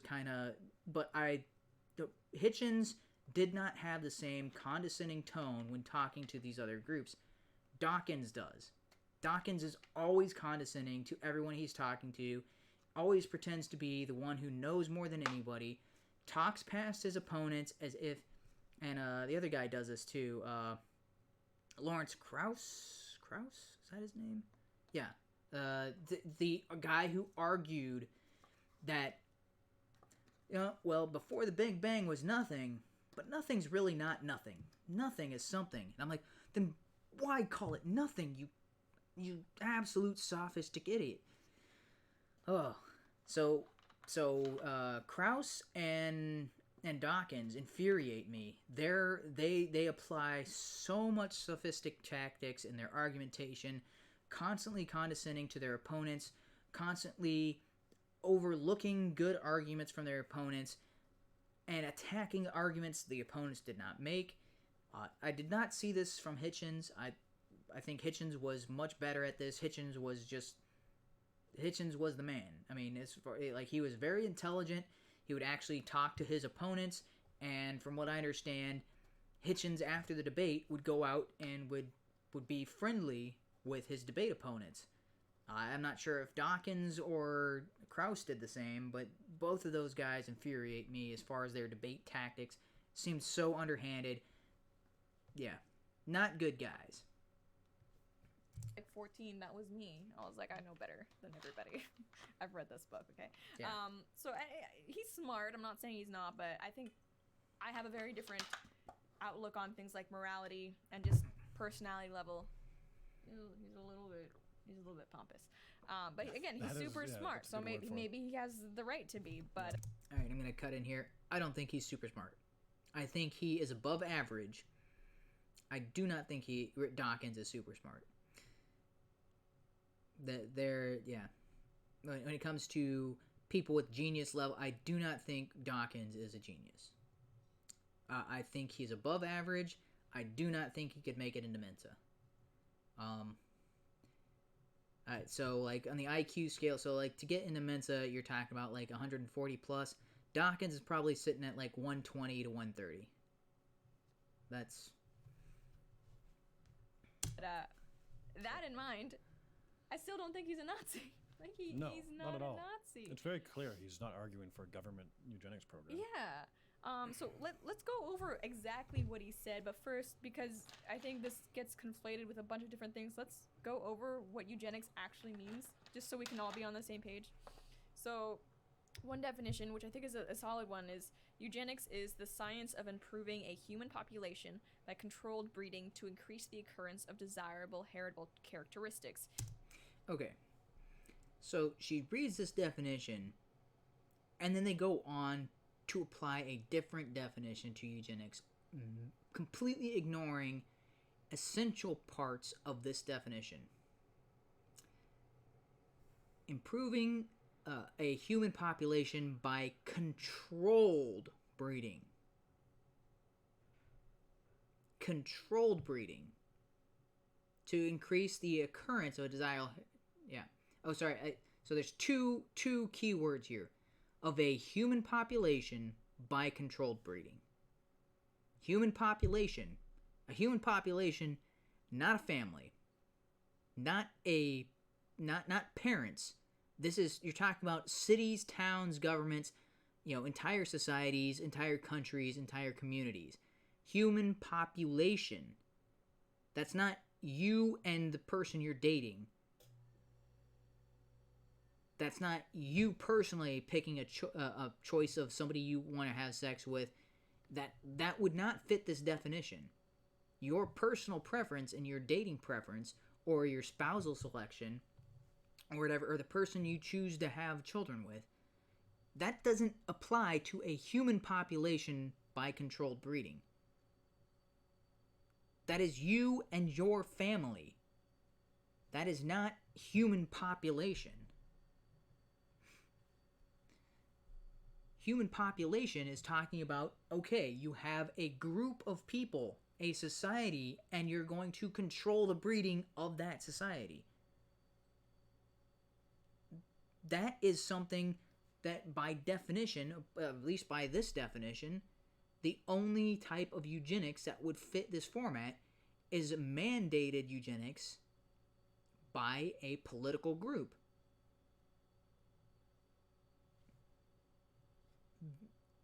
It's the only time that this would make sense, because it's talking about an entire population and controlled. Now, so I guess maybe I'll let them continue, because they do talk about spousal selection as being eugenics, and I'm like, no, by this definition, it doesn't fit. Developed largely by Francis Galton as a method of improving the human race, it fell into disfavor only after the perversion of its doctrines by the Nazis. So, all right, this is an area where I disagree with this Google definition, because and I guess it's not so much it's factually incorrect. It is factually correct that a lot of people looked at eugenics as a good thing, and then it only fell into disfavor because of the Nazis. Now, when the idea of eugenics was first talked about, when it was first introduced, there's a lot of people who adopted it. There's a lot of cultures, a lot of societies who started implementing some of these ideas. And again, it did fall into disfavor, but it's not a perversion of its doctrines by Nazis. It is an implementation of its doctrines by Nazis. The people behind Google or whatever who did this definition, whoever came up with this particular definition, sees it as a perversion of eugenics. And I'm like, no, it's taking eugenics to its fullest extent. They're actually implementing it, but you just don't like the way they implement it. It's a similar way of saying, oh, I am for free speech. Free speech is good, but you can't say that word. It's the same thing. It's like either everybody, yeah. It's the same type of mentality of like, well, eugenics is good unless you use eugenics to get rid of black people. And it's like, no, then eugenics is bad. Eugenics is always bad. If it's bad when certain people use it in a certain way you don't like, well, then it would be bad all the time. And that's why we're starting to see people crack down on all speech and not just say words you shouldn't say sort of thing. Is they want to get rid of free speech in general because that allows those bad words. I guess maybe the free speech is a bad analogy because free speech is a good thing all around, whereas eugenics is a bad thing all around. So maybe I need to come up with a better analogy for that. Oh, okay, here's a better analogy, and I think this is something Stefan Monalou. So this would be kind of like, well, I guess maybe this doesn't quite work because theft. So I was going with theft. So, because it's the idea of, oh, okay, I guess maybe this sort of works as an analogy, but theft is wrong except for when those people do it. And when those people do it, and those people I'm talking about, the government in the form of taxation, all that sort of thing, or socialists was like, well, stealing is wrong. Unless you're giving it to, we're stealing it from you to give to the entire group, and then it's good. It's that kind of thing. It's like, well, if, no, it doesn't quite work as an analogy, because it's backwards again. It's backwards in a different way, though. I was trying to think of something that people look as a good thing, and they claim, oh, well, that's just a perversion of it. Like, no, that's the natural extent of that idea. Well, okay, so I guess maybe this is the idea. Socialism, right? Like, oh, hey, socialism is just about improving people's lives. It's about, providing people safety nets, and it's only because communists used it, and they're killing people and putting people in gulags. Well, they're taking it and perverting it. And I'm like, that's the inevitable end of the idea of socialism. That you can't separate the two. And that's what I'm arguing for the idea of eugenics. You can't separate the idea of eugenics from what the Nazis used eugenics to do. The two are intertwined. That's the logical conclusion of eugenics. You're going to get Nazis doing what they did with eugenics because that's they're just following it through to its logical conclusion. In the same way that, Stalin was just following communism or socialism to its logical conclusion. So I guess that's a more apt analogy. Something, oh, hey, that's just the light version. There's nothing wrong with that. Oh, and it only fell into his favor because of Nazis, or it only fell into his favor because, Pol Pot killed 60-something million people, or because of, Mao Zedong, was it Pol Pot killed 60, or was it 30? I don't remember the exact numbers off my head. I'll have to look those up later, because that's going to bug me, but, it's only Pol Pot, Mao Zedong, and Stalin, and Mussolini. It's only because of those guys, and Castro, and now in Venezuela. It's only because of Maduro. It's only because of, Che Guevara and Hugo Chavez. It's only because of those bad guys that communism ended up killing over 100 million people during times of peace in their countries. Yeah, it's only because of those guys perverting socialism. Like, no, those people were living out socialism to its fullest extent. In the same way the Nazis were living out eugenics to its fullest extent. And also socialism to its fullest extent, whether communists believe it or not. Because I keep insisting Nazis were capitalists. Morons. Alright, I'll get off. Continuing on this before I spend too long on it. Eugenics, at its most basic definition, is just the idea of selective breeding for desirable traits. Yeah. No. Selective breeding for desirable traits doesn't fit the definition you just read. It does not fit the definition that Francis Galton? Yeah. Francis Galton described. He was the guy who coined the term eugenics. And it took off from him. If you go and read his version, it's pretty much exactly that. It is talking about a society or social norms where they prevent certain groups of people from breeding to avoid passing on a hereditary trait, and encouraging or forcing another group to breed. And I was like, but he talked about doing it with social mechanisms or political mechanisms. He talked about making this the norm. So it's one thing to say, oh, you two are cute together, you two should get married. That's not what Francis Galton was talking about. He was saying, okay, we need to take healthy stock of humans, like people who don't get sick, people who aren't as weak, people who are, don't have problems, and we need to put them all together and be like, okay, you guys can breed with each other. And he talked about forced castration of other members. That's what he's talking about with eugenics. And I'm like, so what if somebody from this healthy group is like, but I'm in love with somebody from this not healthy group, according to Galton? Well, according to Galton, we should have barriers. We should have a class system of like, It's similar to like in India where they've got the upper class and then they've got the untouchables. And if you're from the upper class, you don't go and marry somebody from the untouchables. That's similar to what they wanted, or what he was talking about with eugenics, is we've got to separate these people based on these hereditary traits. And so that way these people who are in the upper class or in the good breeding stock would breed with each other. And then the people in the lower stock, well, then we'll just castrate them or sterilize them so they can't breed. And then those traits will be gone forever. Those are the ideas being expressed when the term is first coined. She's like, oh, it's just selective breeding. What? The definition is just the idea of selective breeding for desirable traits. Selective breeding for desirable traits? No. How do you get... Selective breeding for desirable traits has been around since the beginning of time.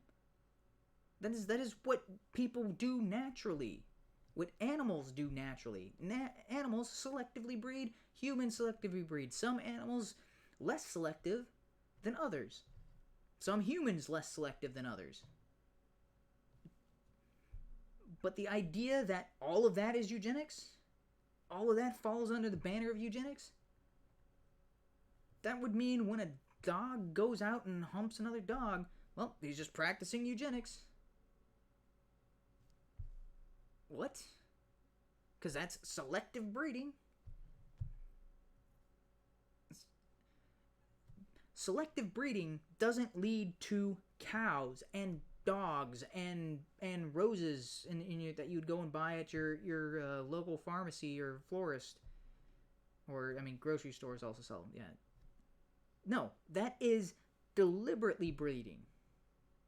If it was left up to the plants or the animals themselves, they would still be selective, but they wouldn't be selective on the traits that we're trying to get out of those things.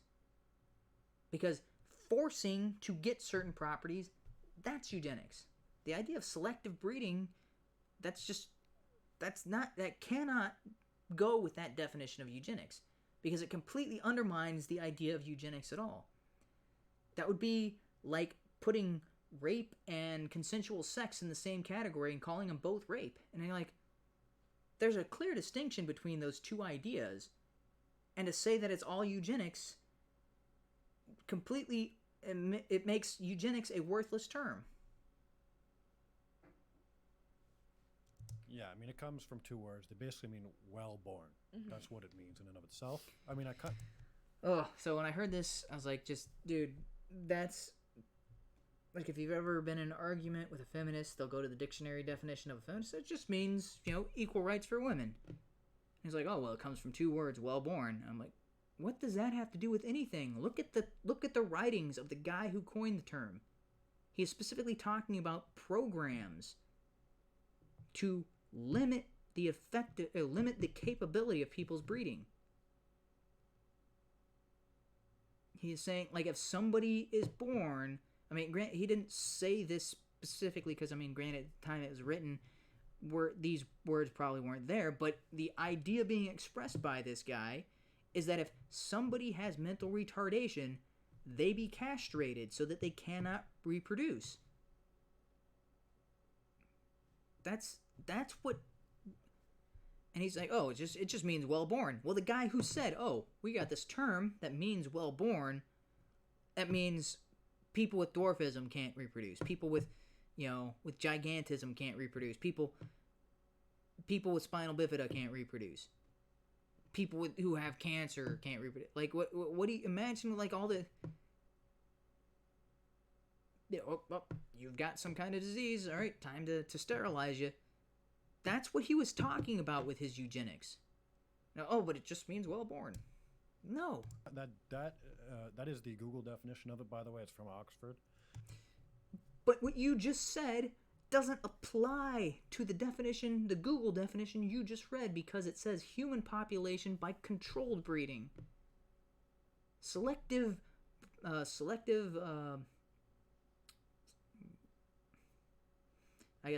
breeding. I was trying to think of a better word than breeding, but selective breeding doesn't fit the human population controlled breeding section of that. I would still say that there was a eugenics movement before the Nazis. Yes, there was a eugenics movement before the Nazis. There was a eugenics movement in the U.S. There's a eugenics movement in a bunch of other places. All reprehensible. Just because they were before the Nazis does not make them good. If you go back and you're looking at the history of this, there are places in the United States where people were taken to court and the court ruled that they should be castrated. One case was a woman. I think it was I think it was either a niece or something along. Yeah. So it was a woman and her husband. I guess her sister or brother died, and the niece came under their care, and then the niece got pregnant, and she forced the niece to have an abortion, and then took her to court, and the court ruled that she should be sterilized because it was something. It was like I was like, this is absolutely barbaric that this happened in the U.S. And I'm like, this is one of the earliest cases. I don't have that pulled up, although I probably should. Hang on a second. Let me,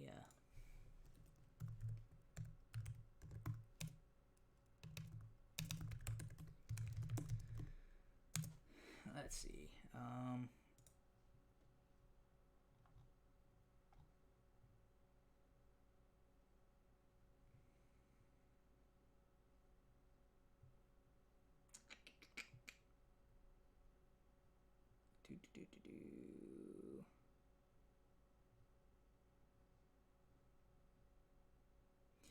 Okay, yeah, so I'm gonna switch over to this. So, right here. So, and supported the forcible sterilization of poor, disabled, and immoral. Those were things that it was used for, right?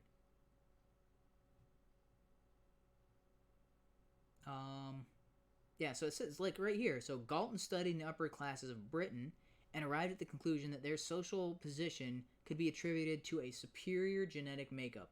They tended to believe in genetic superiority of Nordic, German, Anglo-Saxon people, supported strict immigration and anti-miscegenation laws, and supported the forcible sterilization of poor, disabled, and immoral. The immoral, and that's what in that U.S. case they were talking about, because this niece or something like that.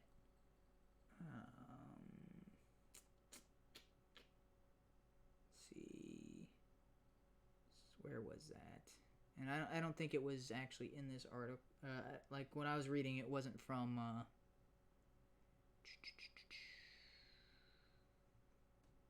So this may not have it.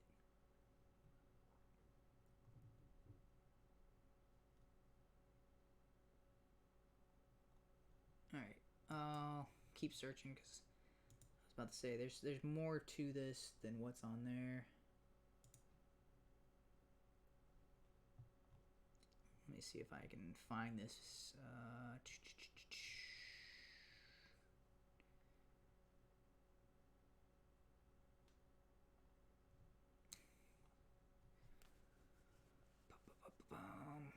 Yeah, sorry about this. I should have had this pulled up, but I didn't think about it.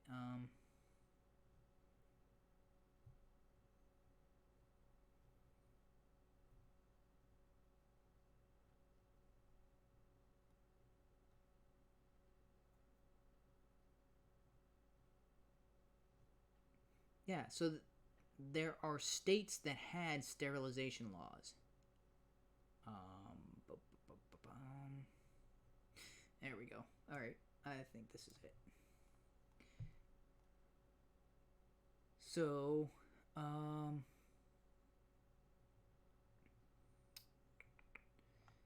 here. No, I just saw it. Something about. So, at first, sterilization efforts focused on the disabled, but later grew to include people whose only crime was poverty. These sterilization programs found legal support in the Supreme Court. In Buck v. Bell, 1927, the state of Virginia sought to sterilize Carrie Buck for promiscuity as evidenced by her giving birth to a baby out of wedlock. Okay, so she didn't have the abortion, but she did have a baby out of wedlock. And the court, yeah. So in the ruling against Buck, Supreme Court Justice Wendell Holmes opined, it is better for all the world if instead of waiting to execute degenerate offspring for a crime or let them starve from imbecility, society can prevent those who are manifestly unfit for continuing their kind. Three generations of imbeciles is enough. This woman had sex and had a child out of wedlock, and this went to the Supreme Court in 1927, and they said, okay, this woman needs to be sterilized. What?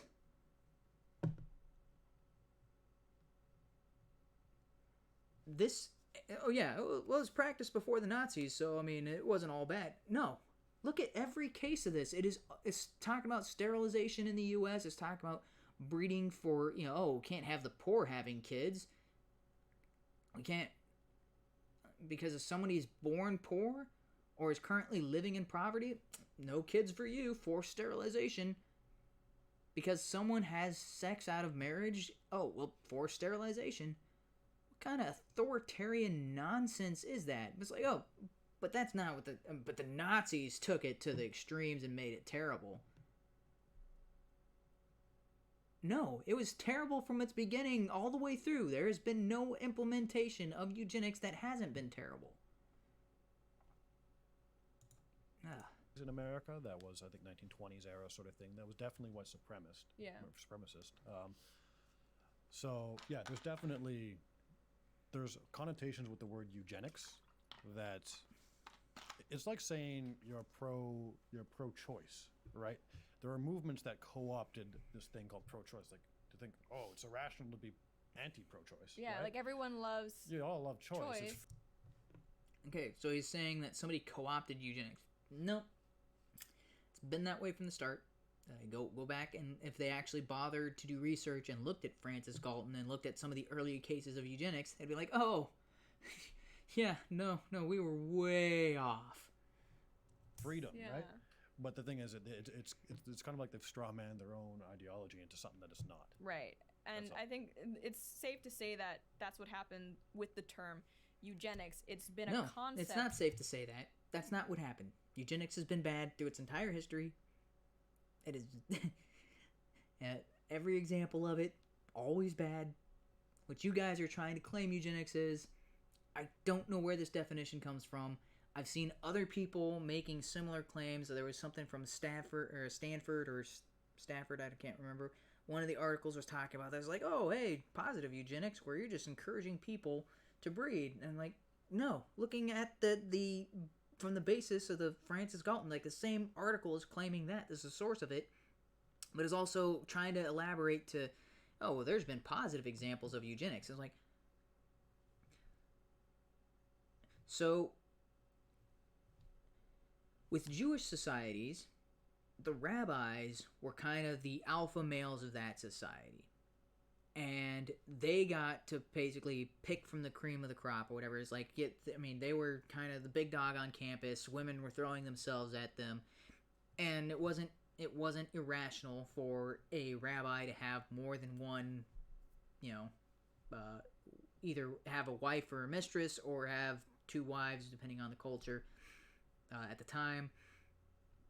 I think more modern, and what we saw over time, if you're looking at the history of the Jewish population, is there was an increase in IQ because you're talking about the rabbis being the most well-educated, the smartest people of their generations, being kind of raised above as being intelligent, and they got to choose whoever they mated with, which wouldn't, if you're someone who's superiorly intellectual, more than likely they're not going to choose somebody who's they're going to choose someone who is likewise equally intelligent, and you can see this spike in the intelligence amongst the Jewish community because of this practice. That happened like centuries or even thousands of years prior to, this entire process was happening prior to the inception of the idea of eugenics.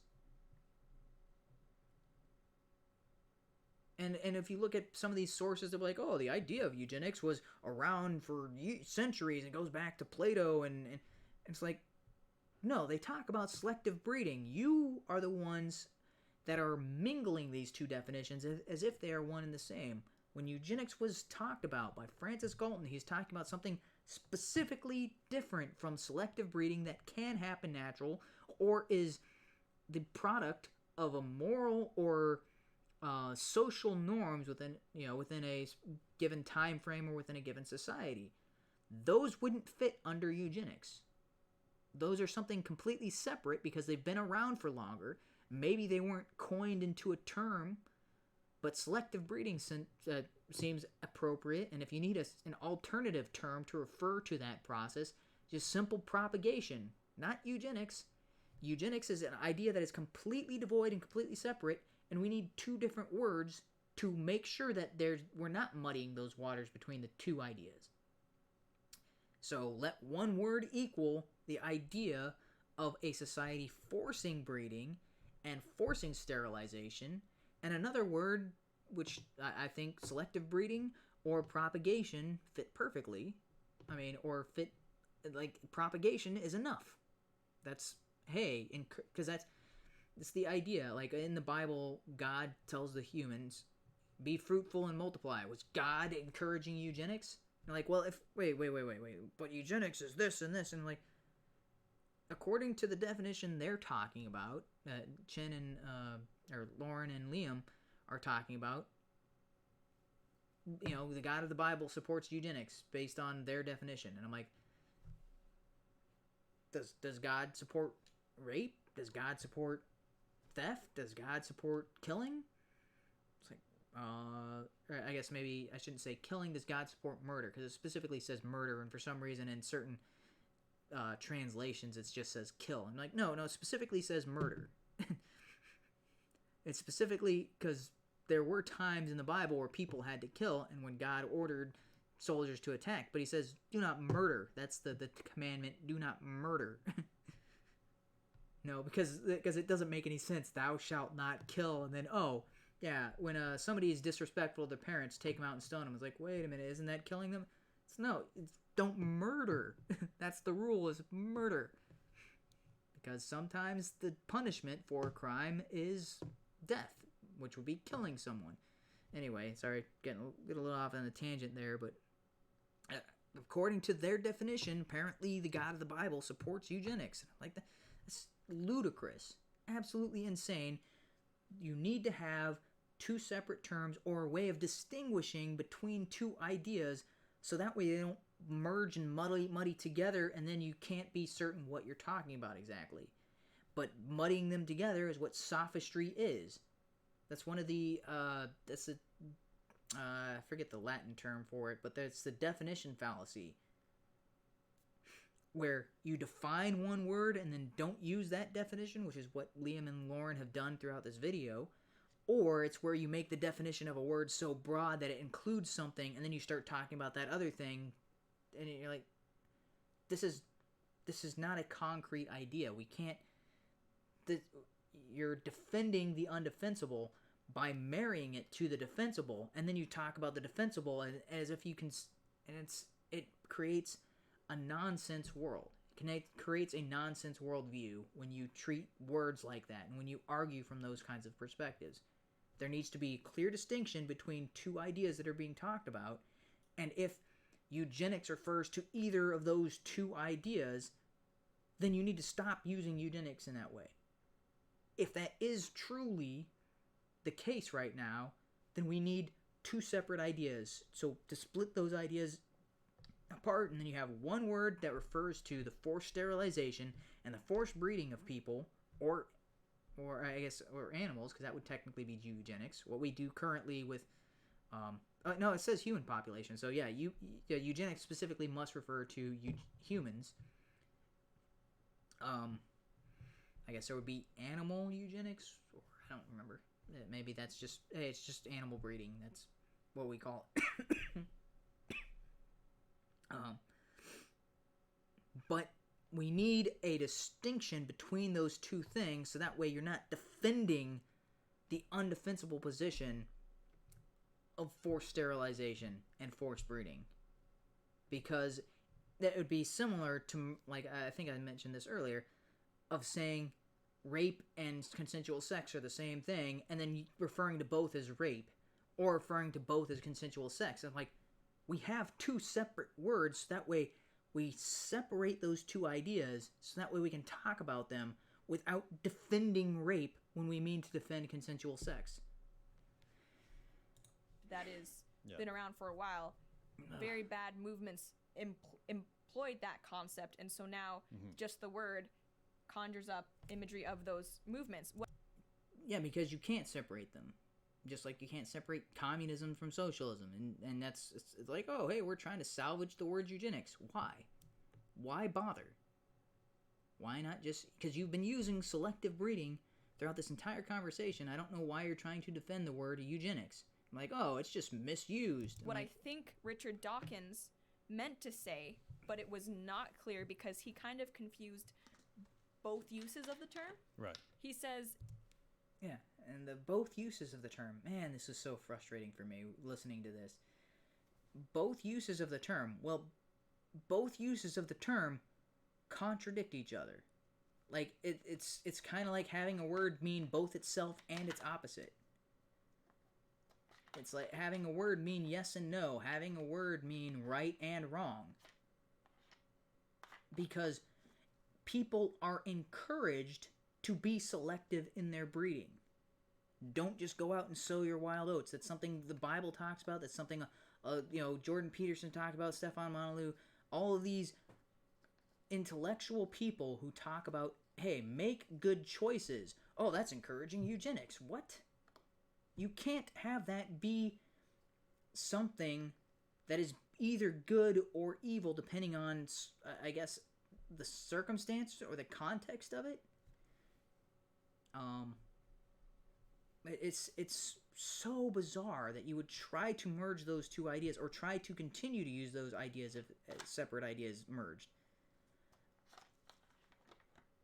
It is very frustrating because those two are so opposite of each other. One is so loathsome and deplorable, and the other is a recommended thing to do. Do not go out and sleep with every woman you meet. Do not just, hey, every person at the bar, hey, you want to have sex? All right, let's go back to my place. That's something that is actively discouraged by people who want to build a better, a better moral fiber for the community or moral society. Those are things encouraged by religious people, by intellectual people, like, hey, make smart choices when it comes to who you have sex with. This is something people have been arguing for, but to argue, oh, that's eugenics, and it's like, well, then only breed with these types of people. Oh, but that's the bad eugenics. It's like, what? No. Identify one as being separate and discrete, and identify the other as being separate and discrete, because then you've got good and bad. You've got a word for one, a word for another. You don't mix the two. Yeah. It's one thing to deplore eugenics on ideological, political, moral grounds. I think he's saying let's condemn all of the terrible things that were done in the name of eugenics. Absolutely. But then he also says, but of course it would work in practice. I think there he is purely saying, referring to the fact that humans have genetic heritable traits. Exactly. Yes. That's what I took it to mean. But I don't get why they tried to separate that from the first sentence, because he wrote that all together, which means you can't just say, oh, well, here he said something, and here he has said something, and the two are completely separate from each other. And I'm like, no, you have to... He's building an argument. He's making a case for something. He's talking about something. He put them all together in one tweet for a reason. He's following a flow of logic. And when they're talking about this, they separate the first statement from the second statement as if there is no logical connection between the two. And I'm like, are you kidding me? No. His argumentation makes perfect sense. I disagree with him on the practical part of it, but it makes perfect sense. does not need any additional context. I disagree with him on that it would be practical. Because like I said, in a limited sense, it would be practical in that, yes, you can breed, two people can come together, their children will have the traits, but it's not a system that could be expanded or made. Like, it could be something that, like, I guess within a controlled scientific experiment, granted, if I guess the people would have to be willingly participant, but it's controlled, so I don't know how they could be willingly controlled. That seems like an oxymoron.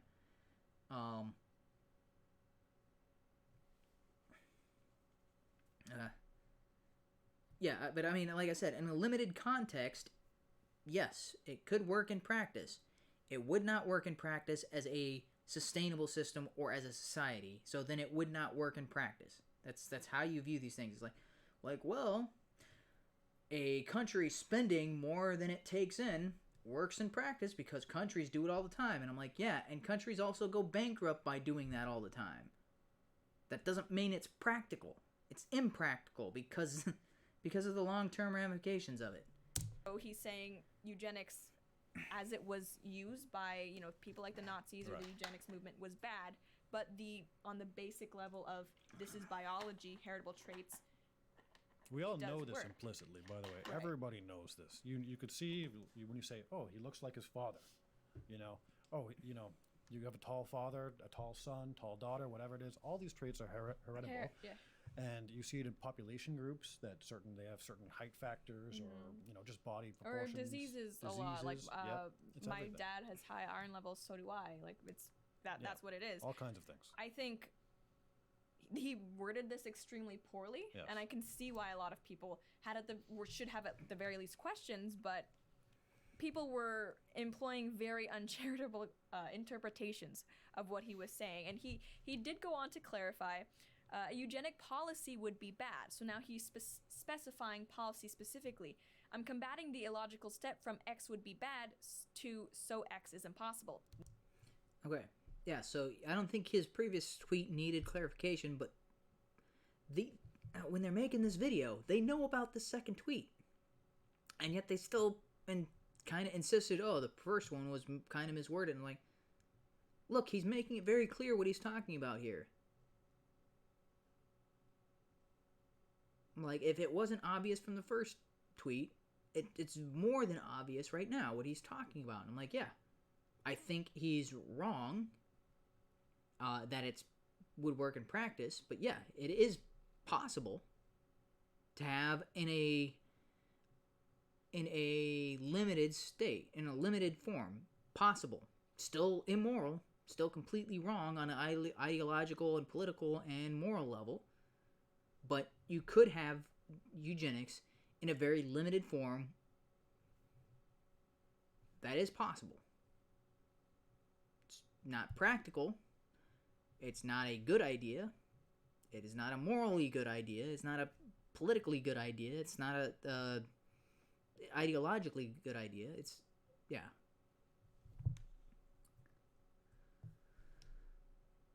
And so what he says here is, let's fight it on moral grounds. Okay. So I don't get why. I was like, yeah.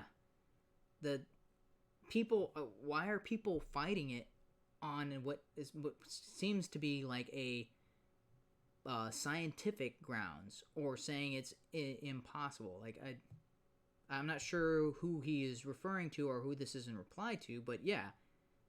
It'd be stupid to try to argue that it is impossible.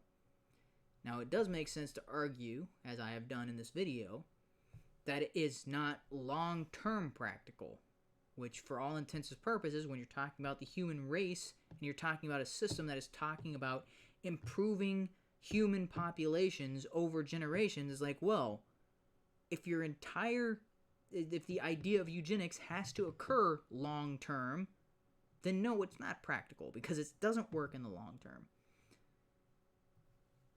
There's another thing that I didn't bring up earlier, but I'll go ahead and bring it up now. Is another problem with eugenics, even if it didn't have those other problems that kind of dismiss it as being a thing that could occur, or it could be long-term sustainable. The other problem is you can have two people with dwarfism having a child, and their child doesn't have dwarfism. Though, based on the eugenics moral perspective, that child shouldn't exist. Now, there are children who come out of bad situations, bad parentage, bad, born out of poverty, born in all these situations, which according to the eugenicists, their parents shouldn't be allowed to breed based on, poverty, poor stock, But there are children that come out of dire circumstances who go on to be world leaders, who go on to be the, major historical figures. Like, if the eugenicists had their way, Harriet Tubman wouldn't exist because her parents would have been sterilized based on the conditions they were in. And Harriet Tubman is like a great American hero because she, was single-handedly fighting back against the tyranny of slavery, went out, saved herself, and then came back and rescued other people. That's let's sterilize those parents because they're of the weaker stock. That's what the eugenicists would say. It makes absolutely so that's another you can't tell where greatness is going to come from. So by we're gonna remove these traits and we're gonna prevent these individuals from breeding and we're gonna prevent these traits from being passed on. Well, in doing so, you are going to cripple, or you're going to inadvertently, or let's see, what's the better word? You cannot see the negative impact that might have. Because there's an individual, what's that guy's name? Oh man, I didn't think about this until just now. The guy with the flipper. Okay, so there was a man. He was born with a certain condition. He has no arms, no legs.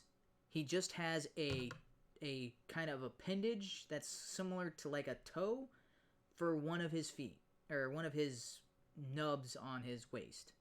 He doesn't have a foot. He's just got a little appendage it's kind of like a thumb or kind of like a big toe. He's got a little bit of movement with it. And then he kind of waddles like a penguin across stage. And he is an amazing speaker.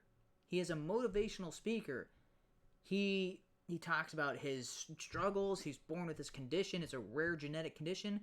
The eugenicist would go and be like, oh, your parents have your mom has this genetic condition, your dad has this genetic condition. Sterilize them both so that way they can't produce offspring that might have this genetic abnormality. That's the eugenicist perspective. And then we would have missed having this guy, having his view on life, him going around to schools, talking to kids, encouraging them. This guy has impacted so many people. I gotta look the guy's name up because I'm talking about him.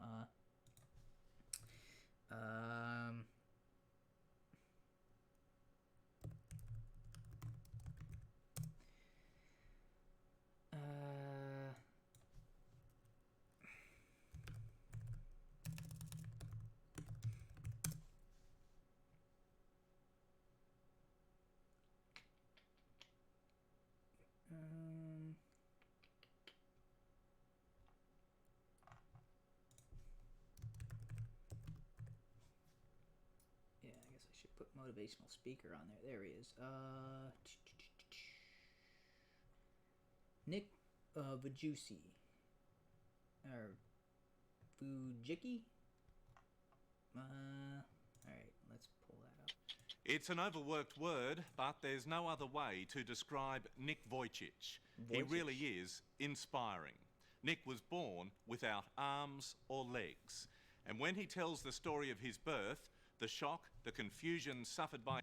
What do you want? So this dude is awesome. He's sure got plenty of guts. This is scary right here, mate. This is where you gotta have guts. Or you're a bit crazy. 10.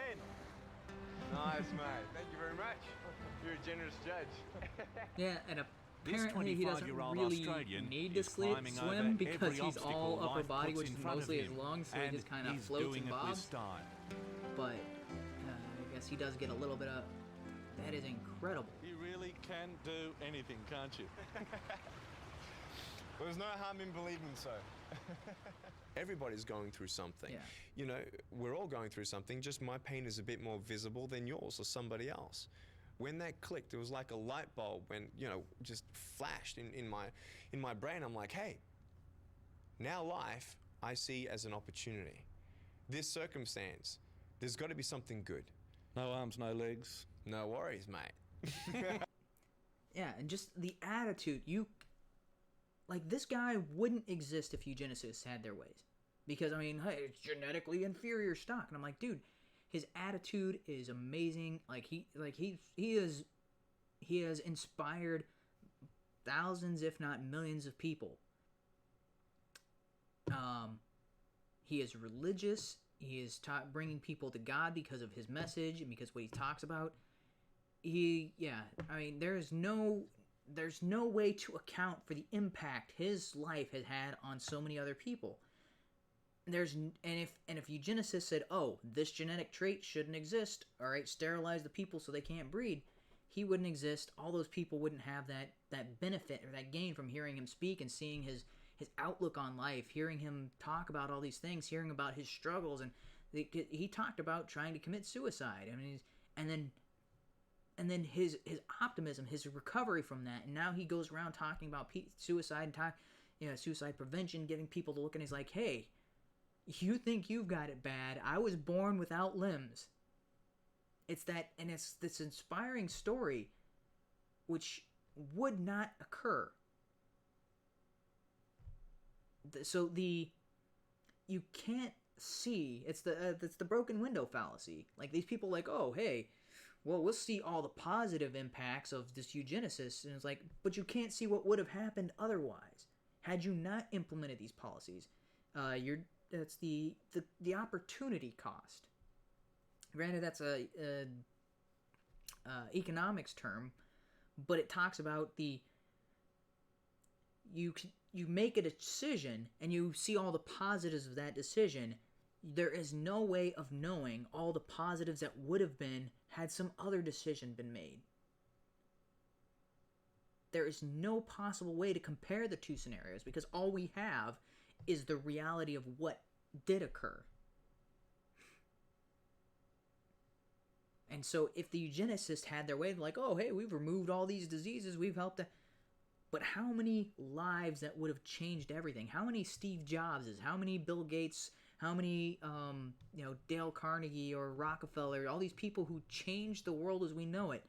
How many of those won't get born because the eugenicists whittled down the gene pools? Like, "Oh, we're getting rid of these negative traits." How many people with genetic inferiorities? And there's a film called Gattaca, starring Ethan Hawke and Uma Thurman. And it deals with this subject matter. It's also got Jula in it. And it deals with this particular issue. I'm not going to pull up a clip of that film. Actually, I should put this in the notes. The other stuff I don't really care about adding to the notes, but I'll add this video to the notes because I did talk about it. So in the film Gattaca, Ethan Hawke is born with a heart murmur or something, heart palpitation, something along those lines. So Ethan Hawke's character, I should say. And he is considered unfit. He doesn't, he lives in a society where they practice a form of eugenics, but it's not as totalitarian as, Nazis and all that sort. It's just hey, you're inferior specimen. You don't get the nice office, you don't get the good life, you're kind of treated as a drag, you whatever, you're cast off to the side, you're a society outcast sort of thing, in the society imagined by this film. So, sorry, I'm pulling up other stuff, going back. So in this film, he's considered inferior.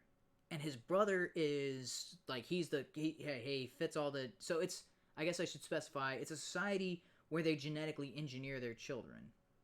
And he was genetically engineered, but something went wrong in the process, and he was born with a defect. And, you know, and it's a society that would generally encourage him not to be able to live or to become as, you know, kind of a lesser member of society. And his brother is the, you know, the better stock and all that sort of thing. And so throughout the film, it is Ethan Hawke's character constantly overcoming what they said wouldn't be possible because of his heart condition, constantly pushing himself past limits, constantly doing more, and he eventually proves that, yeah, he is superior because not because of genetics, not because of that, but because of pure will and willingness to push himself. He beats his brother in a swimming competition, and he kind of lives his life pretending to be somebody who is of the superior stock while knowing that he's got this condition and constantly hiding. And so it's a really good film. I enjoyed it a lot. It's got that powerful message of, if we put it like, the idea that you are held back by your genetics is not, or by your circumstances and all that sort of thing. It's like, no, if you can imagine yourself overcoming your circumstances, if you put yourself and you do everything possible to make sure that you overcome, no kind of barrier you put in front that is put in front of you is going to stop you from being what you want to be. That's the message of the film. And it's like, yeah, even in a society where eugenics is actively practiced and where people are supposed to be, perfect people,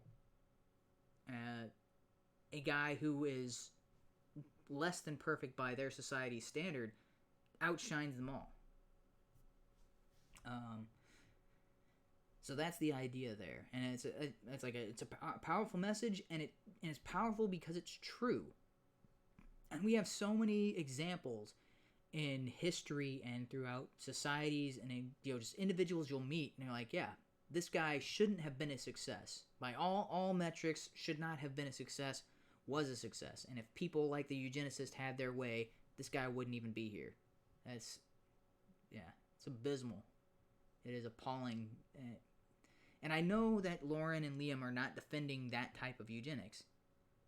I know they're trying to come from a good place, but the way they keep using, but there are positive sides to eugenics, and they keep talking about selective breeding as if it's the same thing. I'm like, that is infuriating. But see, he's conflating two things again. No, he's not conflating two things. He's using it accurate, and he's using a specific definition of it. You two are the ones conflating two different ideas. He's not making this clear. He says it would work in the same sense as it works for cows, i.e. on a biological sense. Let's fight it on moral grounds, i.e. Because they keep referring to this as selective breeding, and it's like, no, he's talking about it works for cows. Are cows selectively breeding themselves? No, humans are breeding cows. They're forced breeding cows. Government implementation of eugenics programs deny obvious scientific facts, and we lose or at best derail the argument. He's trying, I get what he's saying, but he's not saying it very clearly, again, because he's conflating these. He's saying it perfectly clearly. You guys are making it unclear because you're not using... He's using a single definition. He is specifically talking about the forced sterilization and the forced breeding. That seems consistent throughout his tweets, everything he said about them. That's why he's saying we need to fight it on a moral ground. Why would he be saying we need to fight, selective breeding, as you guys keep saying, on a moral ground? Why would he say we need to fight that? He has actually encouraged people to make better decisions, to he that's kind of his shtick with it. He's a not a molecular biology. He is a biologist. What's the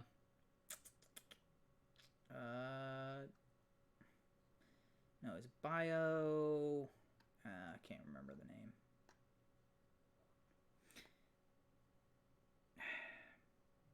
What is Dawkins? He's a genetic biologist. Wow. Or is that the term? Biogenetics? No. Alright, sorry. Completely sidetracked, not important. But that is his profession prior to going out and debating religion, all that sort of thing, was all about genetics, was all about biology. So he has encouraged people to breed and to be selective in their breeding. I mean, whether, I don't know if he's actively used those terms, but he has talked about, too many people are doing stupid things and they're disrupting society. So to say, oh, but so he's against that form. He's against choosing people that have common traits with you, or people who, let's see, I guess, to think that he is for the idea of having just rampant sex with everybody you meet is insane. Like he's against the idea of selective breeding for mates, or for children and mates selection, all so he's against that idea, and he's saying we should oppose that on moral grounds, which means he should be kind of like, hey, free sex, free love. Dawkins? You think Dawkins is out there promoting free love in the streets? But in the alley, it ain't that cheap. No. Dawkins is encouraging people to be better versions of themselves, to be better for their children, promote better environments for their children. Why would he... Oh, it's so frustrating. How can you look at this situation and make these arguments? These two terms, Exactly. these two connotations. Which is a very common thing. People say eugenics is bad and everything like that. And they're referring because specifically they're referring, to, yes, yeah. but they think that they're one and the same as They're well. not. They don't understand that that's... And then frankly... But you guys are using them as if they're one and the same, which is why you insist that they are the same word. Although you continually, so they're making the argument, but the entire time they're making this argument, they're consistently doing things that are contrary to their argument. Frankly, it's at a point where the term eugenics is dead. Let's be Yeah. honest, because it's ridiculous. Yeah. And it says it right there, the term eugenics is dead. Then why have you been trying to salvage it almost for 7-ish minutes? And it's like, I don't have any inclination to fight for the concept of eugenics, let's be clear, but where my concern is that it's gotten to the point where some people, and we're going to be going through this, are actually starting to deny the idea of heritable traits. That's the thing.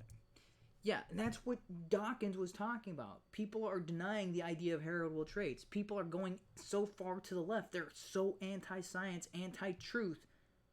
Because, like as I said at the beginning of this little rant about eugenics, the leftist idea is that there is no truth, there's only power. And so there's people out there saying, oh, genetics is not really, or, there are not heritable traits, which seems to be the idea he was arguing against in his first tweet. How is that not obvious? Yeah, that's what I want to push back on, but... And you want to push back on it. It's so, did they not go back and... I know this is sort of like a live stream type of thing, but when they're preparing for this, and they're like, oh, these are good arguments. It's like,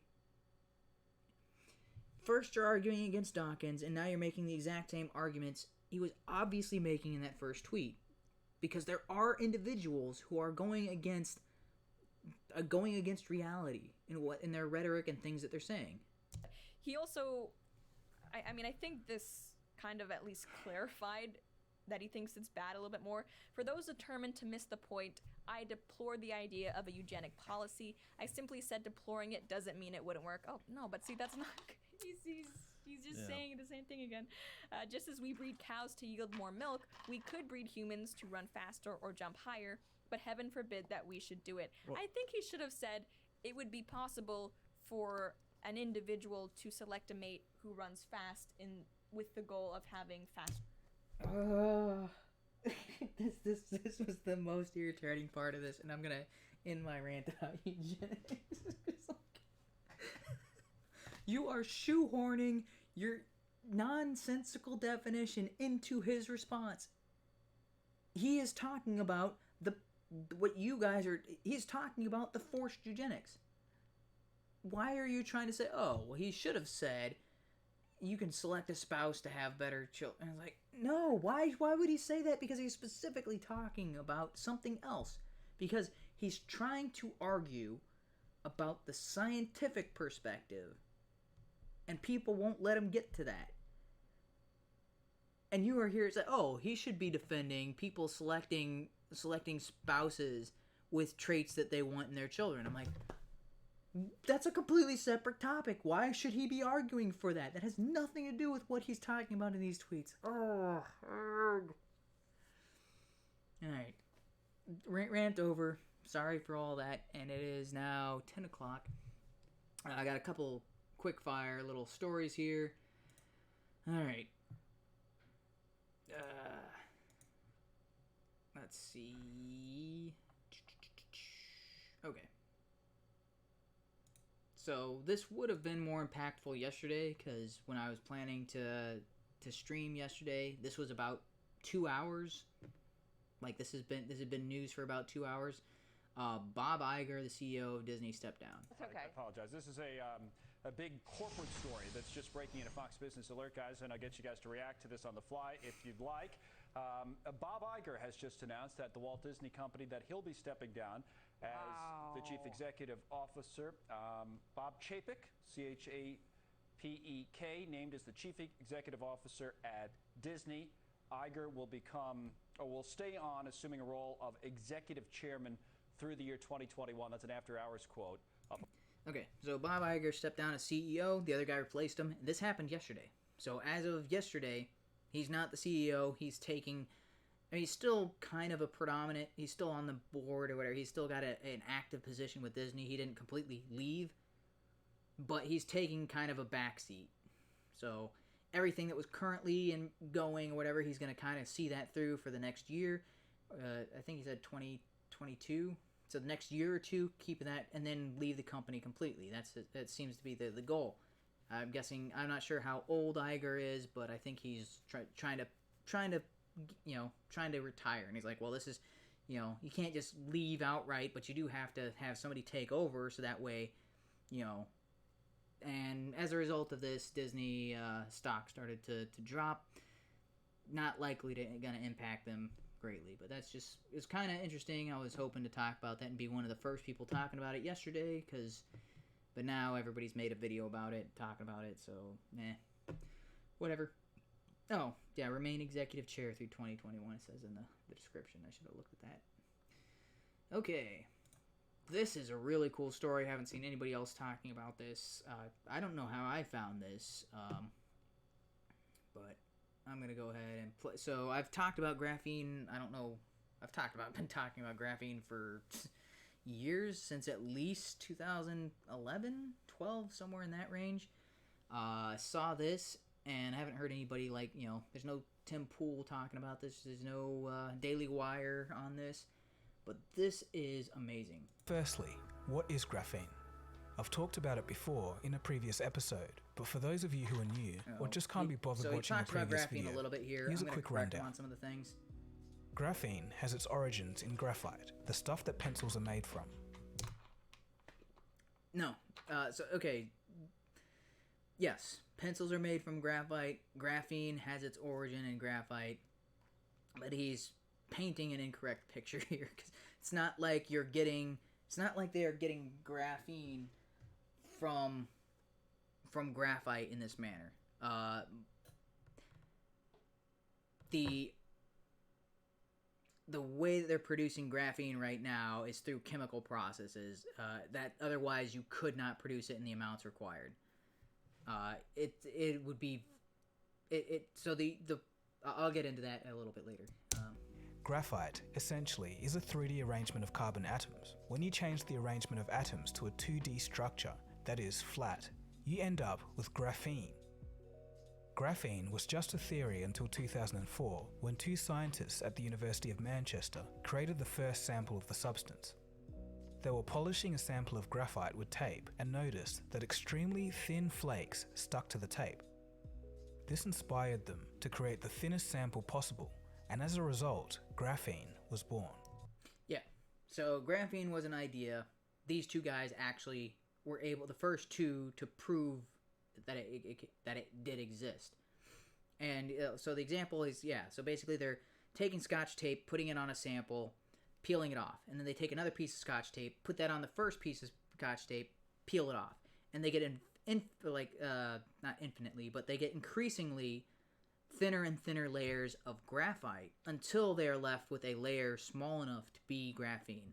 Now, graphene is a 2D structure of carbon.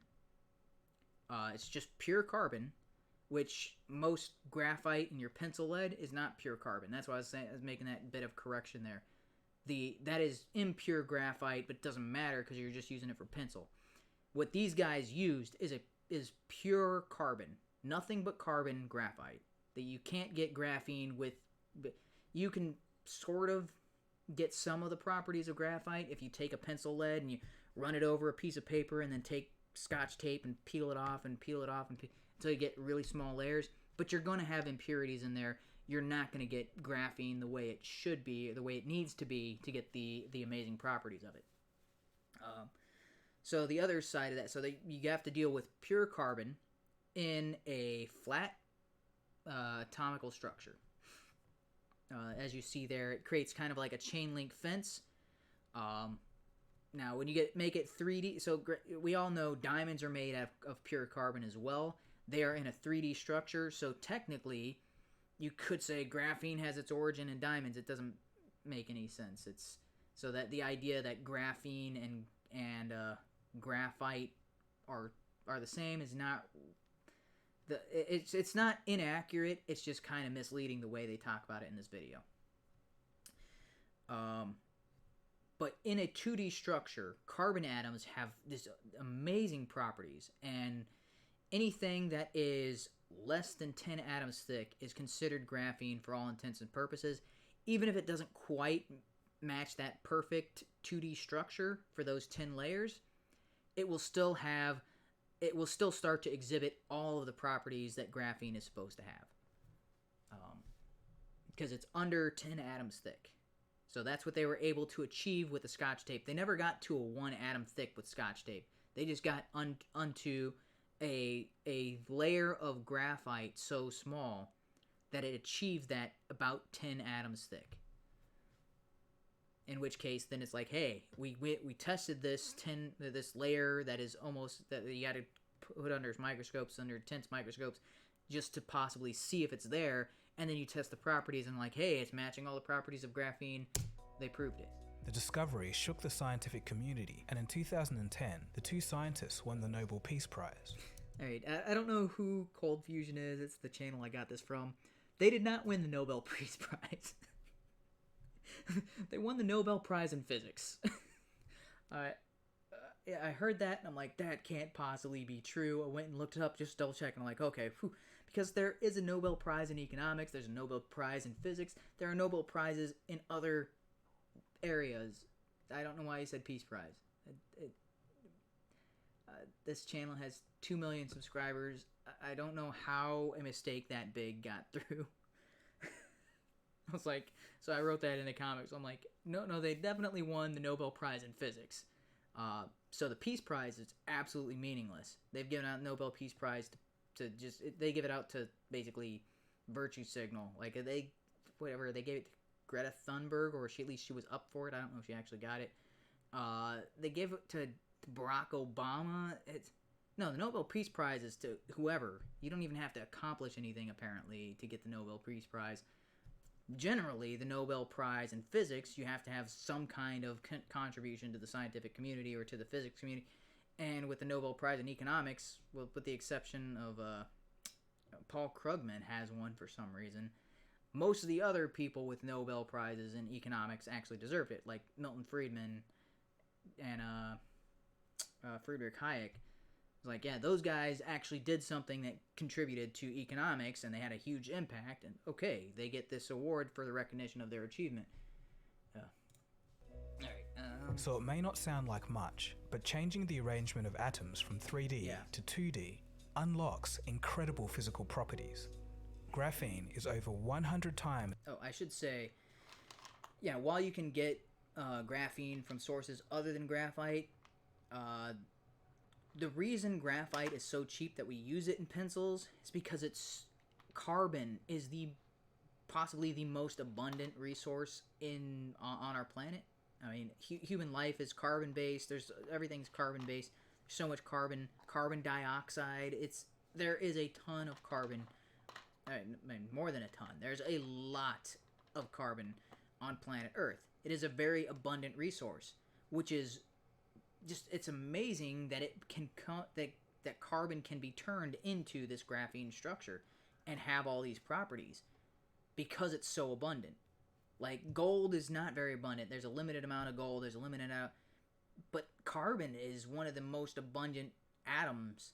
And if you can get them all together without linking with some other type of atom to form a different type of molecule, and you can get nothing but pure carbon, and you can get it to form this structure, the properties are insanely amazing. Stronger than steel, while being incredibly... Hey, it says stronger than steel. Again, he's not incorrect here, but it gives you the wrong impression.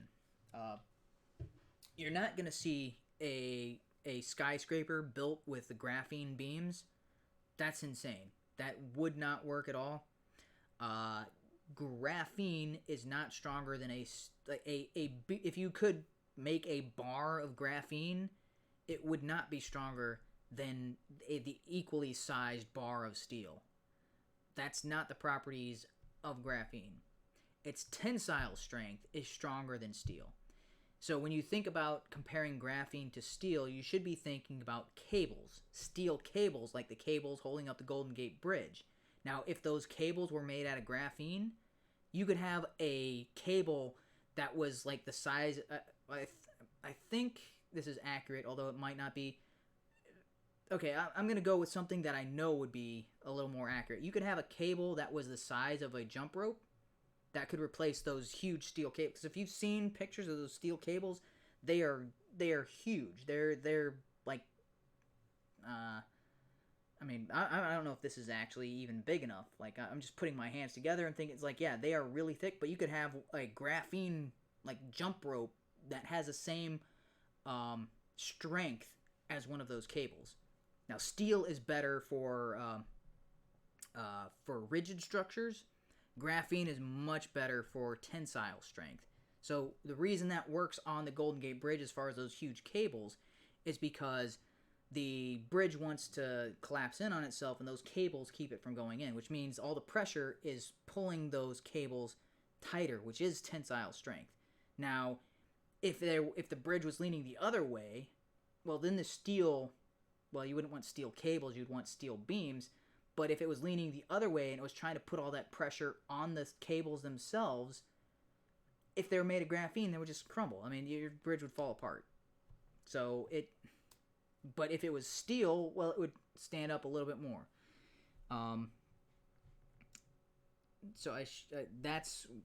That's a little bit of a... It's what he said is not incorrect, it's just slightly misleading.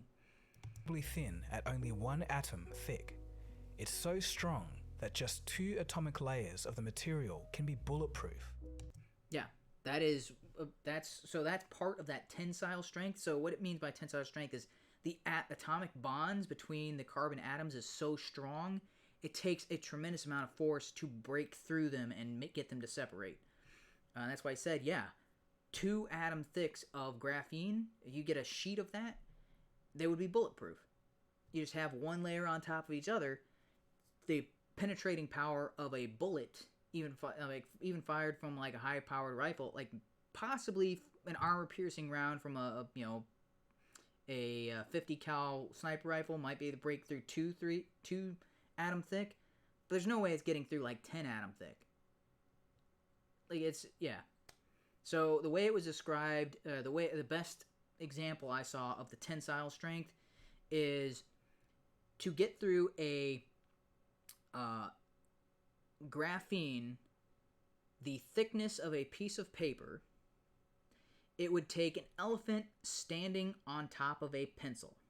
Like, so you've got a single pencil lead as the point that's going to pierce through this, and it would take the weight of an elephant on top of that to pierce through graphene the thickness of a sheet of paper.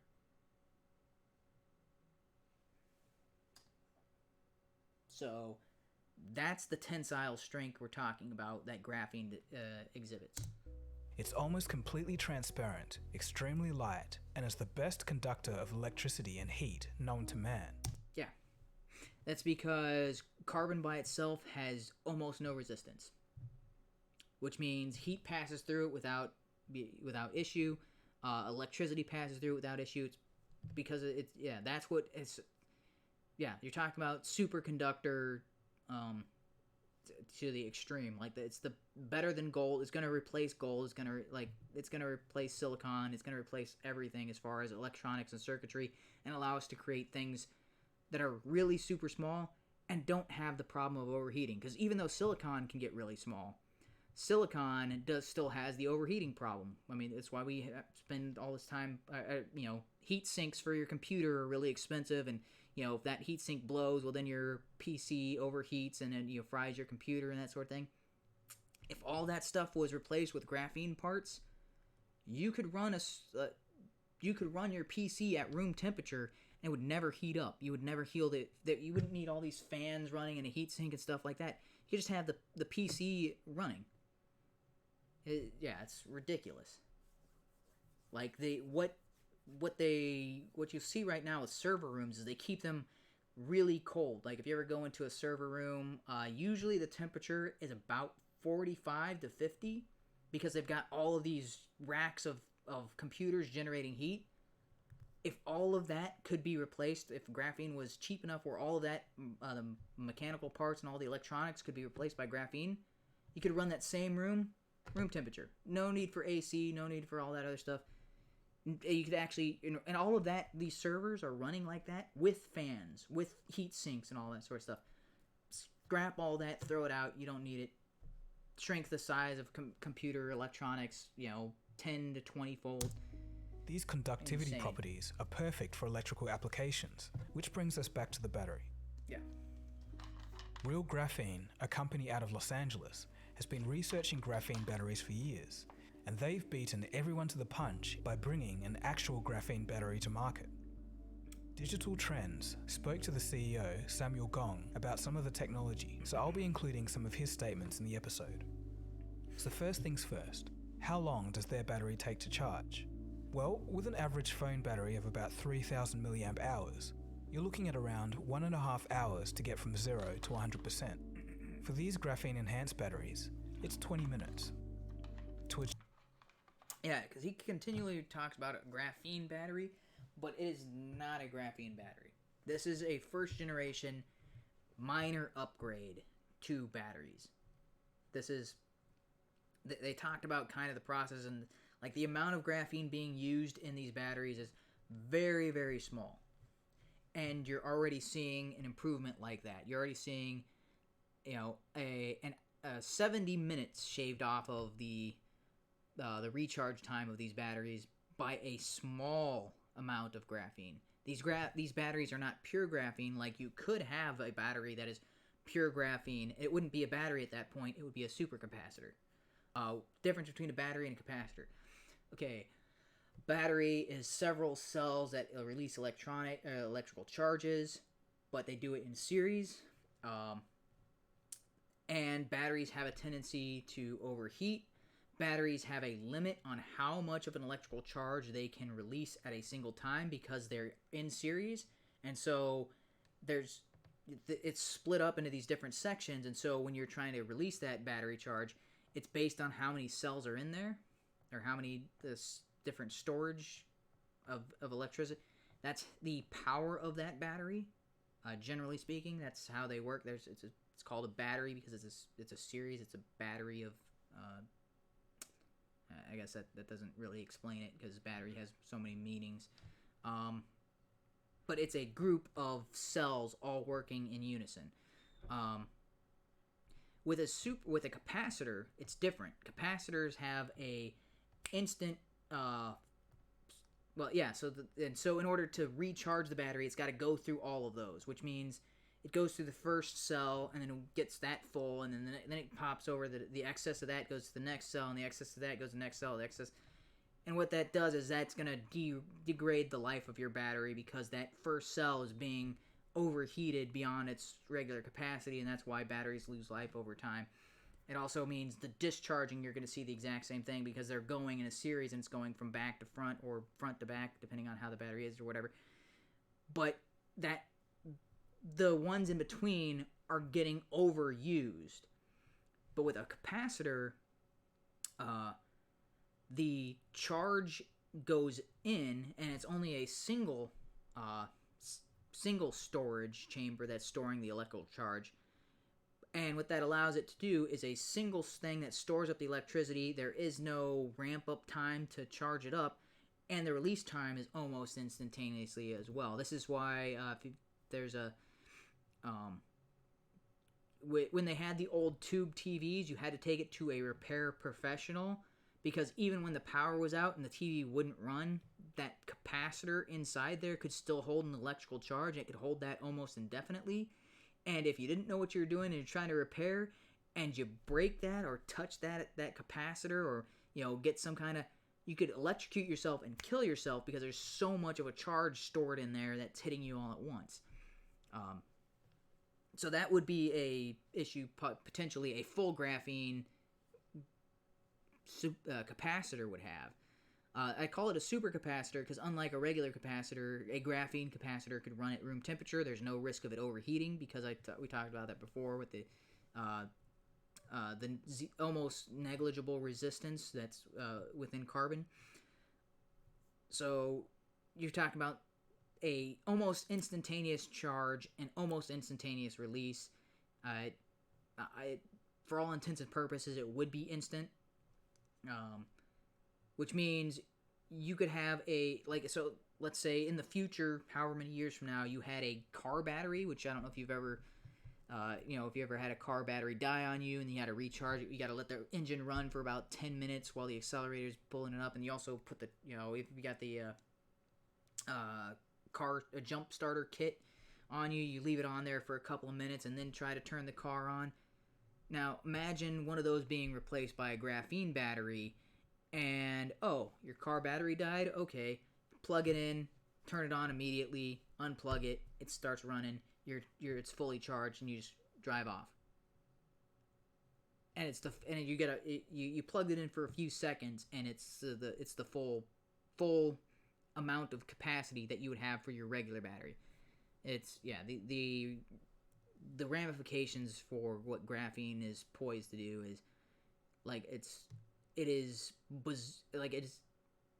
not bizarre, I was going to use that word, but it is mind-blowing, the technological advancements we're going to see in the next 10 to 20 years based on graphene alone. To achieve this, you need to use a 60-watt charging brick. Though if you pumped 60 watts into a regular battery, it would fry itself. The graphene batteries also have a longer lifetime. Most phone batteries can last around 600 charge cycles. The new batteries are rated for 1,500 cycles for the same capacity. Yeah. So even just this little bit of graphene that talked about adding these batteries is already showing those improvements. To top it all off, it's safer than regular batteries as well, because the cell generates much less heat and runs much cooler. Samuel Gong explains, graphene is an amazing conductor of heat and electricity. Lithium doesn't like it when you put a lot of energy in, and when you take a lot of energy out. We've applied graphene in two different ways. We mix it in the solution with lithium, plus we've added a composite layer, like a sheet of it, in the lithium battery. Yeah. So yeah, they haven't replaced everything in a regular battery with graphene. And the reason for that is because graphene is still comparatively expensive, although they talk about how the price has dropped drastically. It's dropped way faster than I expected. And I'll be interested to learn the reasons why. Because what I, back in 2013 or 14, it was still nearly impossible to produce graphene in the quantities necessary for mass production. Because then you're talking about being like $1,000 per sheet or something along those lines, and now that has apparently significantly dropped. So he's talking about using it very limited and putting it a single sheet within the lithium within the battery that is mostly comprised of lithium. Man. Sorry. It acts like a conductor for the electricity and doesn't generate as much heat. Yeah. So they're using it as kind of like a buffer. It's still, so they're putting an electrical charge into the graphene as part of the solution, and then it's transmitting that into the rest of the lithium, which holds that charge. And that reduces the overall heat that the battery is going to produce, and it, like I said, it reduces the wear and tear on this battery because it's, instead of using a lithium cell to pass through, which is going to degrade over time, it's replacing some of that with graphene. It's like, okay, it's using graphene as that buffer. It's using that graphene to transfer to the lithium, which means less wear and tear on the on the lithium itself. So as mentioned, you can already buy one of these graphene-enhanced batteries. It comes in the form of a power bank called the G100. To fully charge conversion planes has a kilowatt charger, equivalent of charging your phone in about the mean. And everything from will be single divine as a theory that cycles graphite.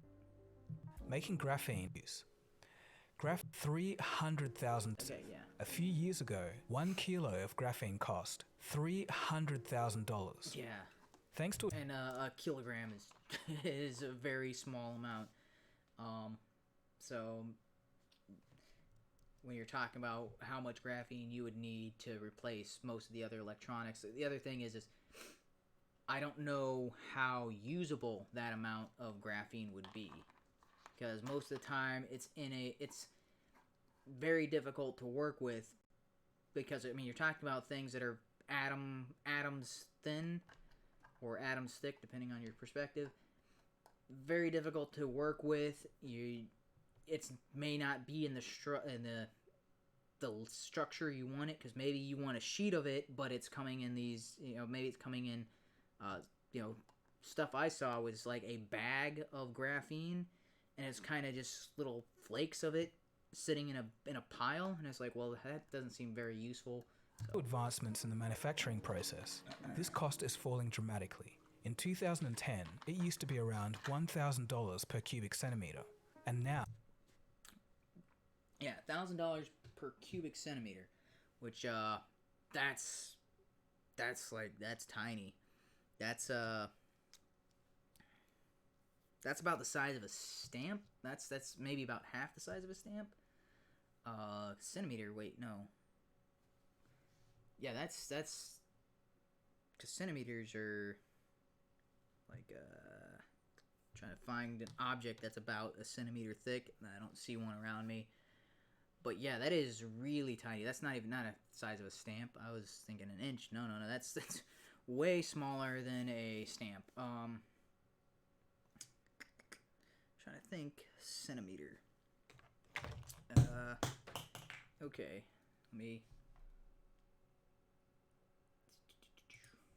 Okay, so let me see if I can. So that would be about the size of that nub on this battery. Granted, and you're talking about probably only a few atoms thick, but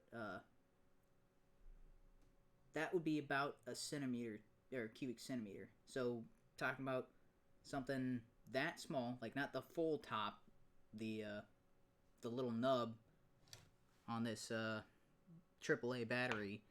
That little nub would be about the size, and you're talking about something that's like a hole punch size, although it would be square, obviously, because it's centimeter squared. But like a hole punch that is, like if you got a sheet of paper and you did a hole punch and you're like, yep, that's all the graphene you get for $1,000. Although it wouldn't be as thick as a sheet of paper either. So yeah.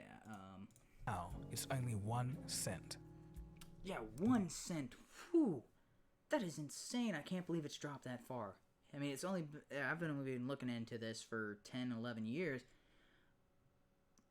Man, that is insane how fast that is. And I want to know what was the breakthrough that allowed for that. Because graphene is now cheaper than silicon. What? Because silicon was the big breakthrough in, like the 70s and 80s when they found a way to mass produce silicon. And then silicon began replacing all computer parts, because there used to be a lot of gold, a lot of silver, a lot of precious metals in computers. Almost all of that has been replaced by silicon within the the past 30-ish years. Now, if graphene is cheaper than silicon, man, you're gonna start to see everything come out in graphene within the next 10 years. That is insane. I want to know what they did, because it used to be so impractical and so difficult to get graphene. I would really like An average sheet goes for around $25, and this is the key to why graphene is finally coming online. Yeah. So tomorrow, if a phone manufacturer wanted to use real graphene's battery, could the company pull it off? CEO Samuel Gong thinks so. Quote, yeah. Alright, I think that's all I'm going to show of that. It is already 10:30, but that is really cool. I'm excited to see that this bit of technology is finally seeing itself, because that was the main thing. Is this? It's been used in kind of demo samples. This is the first time it's in products that you can go and buy, that are publicly available. All right, here's the last thing I'm going to talk about. This is a little bit of something I've kind of forgotten and kind of taken a backseat as we've been talking about other stuff. This is kind of the uplifting, cool project. So I'm going to play this. Looking like the wolf man, bro. Hey, little elastic, man. What happened to you? Man, I just gave your mama a piggyback ride, and she weighs twice as much as I.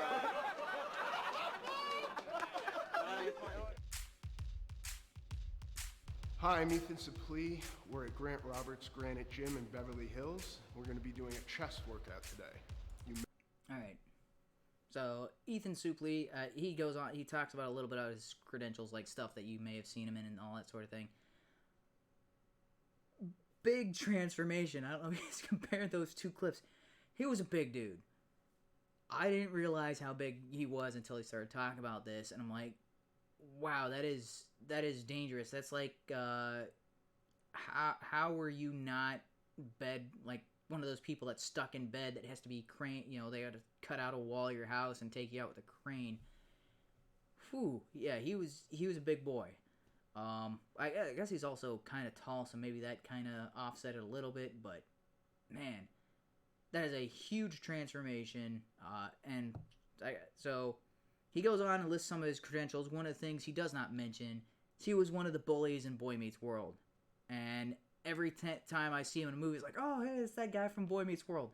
And so that's been my recognition of him. And he's always kind of sort of like bit parts in various films. And then he talks about some of his major breakthrough roles. You may know me, or you may not know me anymore from such movies as Remember the Titans, American History X, Blow, Cold Mountain, Mallrats, My Name is Earl, or any of the above. I've lost a lot of weight, and I am focusing now on retaining as much muscle as possible while I continue to lose weight. In order to do that, I have to trick my body into thinking it needs the muscle to survive. So while in a caloric deficit, I have to lift heavy weights so that my body thinks it needs the muscle to keep finding food. Yeah. My heaviest, I was 530 plus. I think I maxed out the scale at 530 plus. Holy crap. That is 3 to 4 times me. That's a big boy. 530 pounds. How is he not bedridden at that weight? That is insane. I'm now 260. In between there was... Yeah. He was twice of what he was. No, more than twice of what he is now. Holy moly. Right? Weight loss and weight gain. In between there maxed out the scale at 530. I'm now 260. In between there was 260, not 216. weight I had loss to rewind and weight gain. So yeah, 260. That would be 520. But yeah, he was more than double what he currently is. He lost an entire him in weight. That is ridiculous.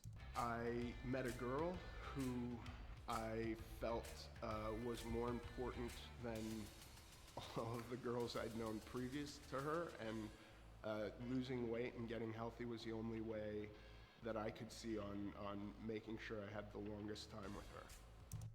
Yeah, that's a great motivation, and yeah, that'll make you stick around, and that's So that's a good positive story. I saw that. I don't know how I found that, but good on Men's Health for actually saying, hey, yeah, weight is a problem. That you are going to die early, and to get in shape, hey, maybe you need a motivation like somebody you want to spend more time with, and staying big is not going to help with that. So that's a little bit of uplifting good news. Happy for him. Hope he gets more acting gigs. I know he was supposed to be in that movie about elitists hunting basically Trump supporters, and that movie got canceled. But I haven't seen him in anything recently, but hopefully he changed that. And I mean, he's a good actor. He was like really good in American History X, really good in The Butterfly Effect. It's like, yeah, he's been in a lot of stuff. Like hilarious in My Name Is Earl. So hopefully he gets some more acting gigs, even though he's changed his physique to not be the rotund butt of most jokes.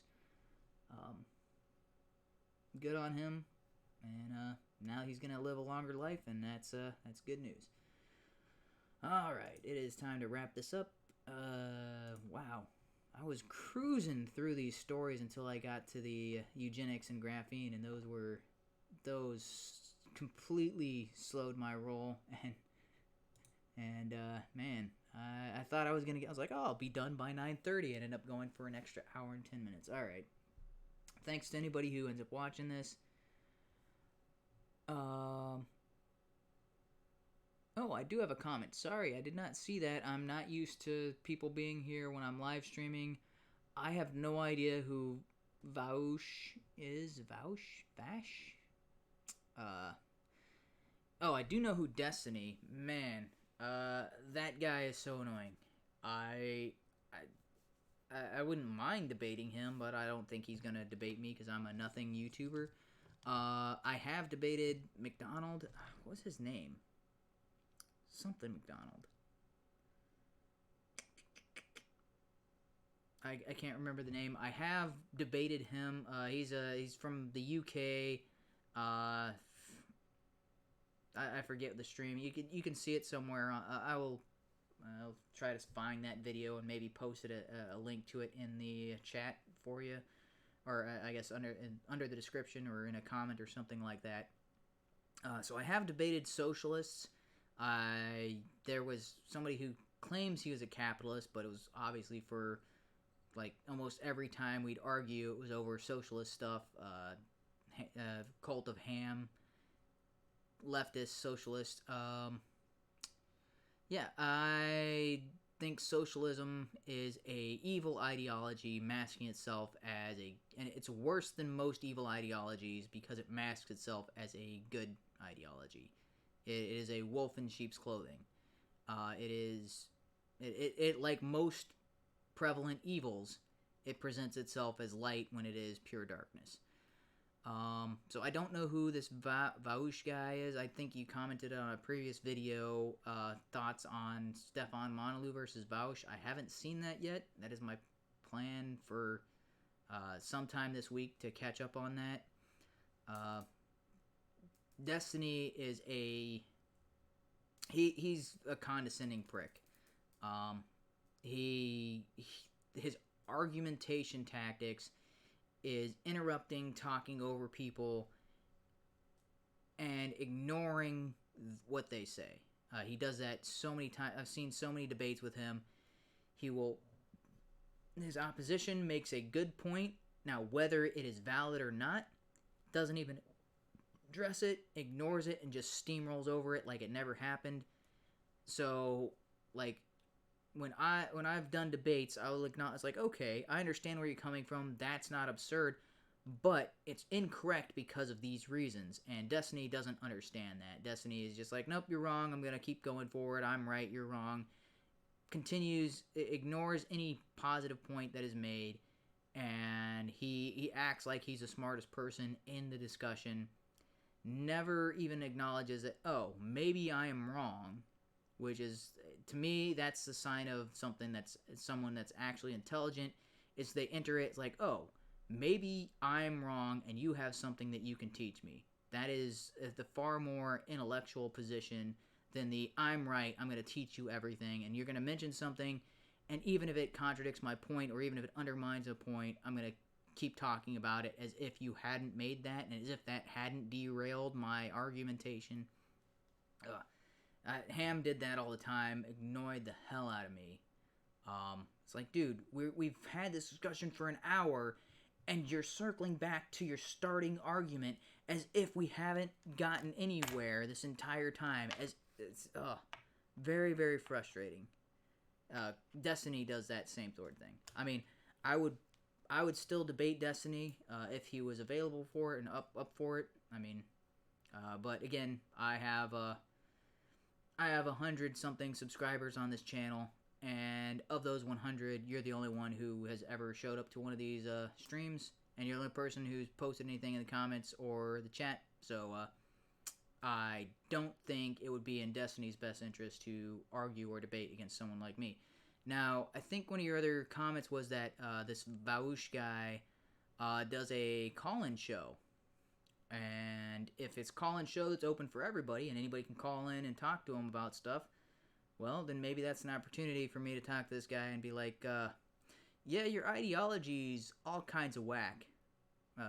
Actually, I'd probably say something like, well, oh man, I want to quote Idiocracy here, but the verbiage on it probably not good for YouTube. And I just thought about it, I was like, I don't want to have my channel canceled on something I want to say as a, but you know the Idiocracy quote where Justin Long is saying your stuff's all effed up and you're kind of a well, I guess he says tard, not the other word, not the without the re before it. Anyway, yeah, spent too long trying to. So, yeah, thanks for the tips. I will check out this Vaush versus Stefan and possibly confront him on one of his call-in shows if it's open for everybody. Alright, I'm calling it a night. Thanks to anybody who ends up watching this. I do try to do these on Mondays. I seriously do, but there has been a whole lot of things that keep coming up on Mondays. And usually it gets kicked back to Tuesday, and then on Tuesday, as you can see with my first attempt at this, I got a phone call from my boss in the middle of it.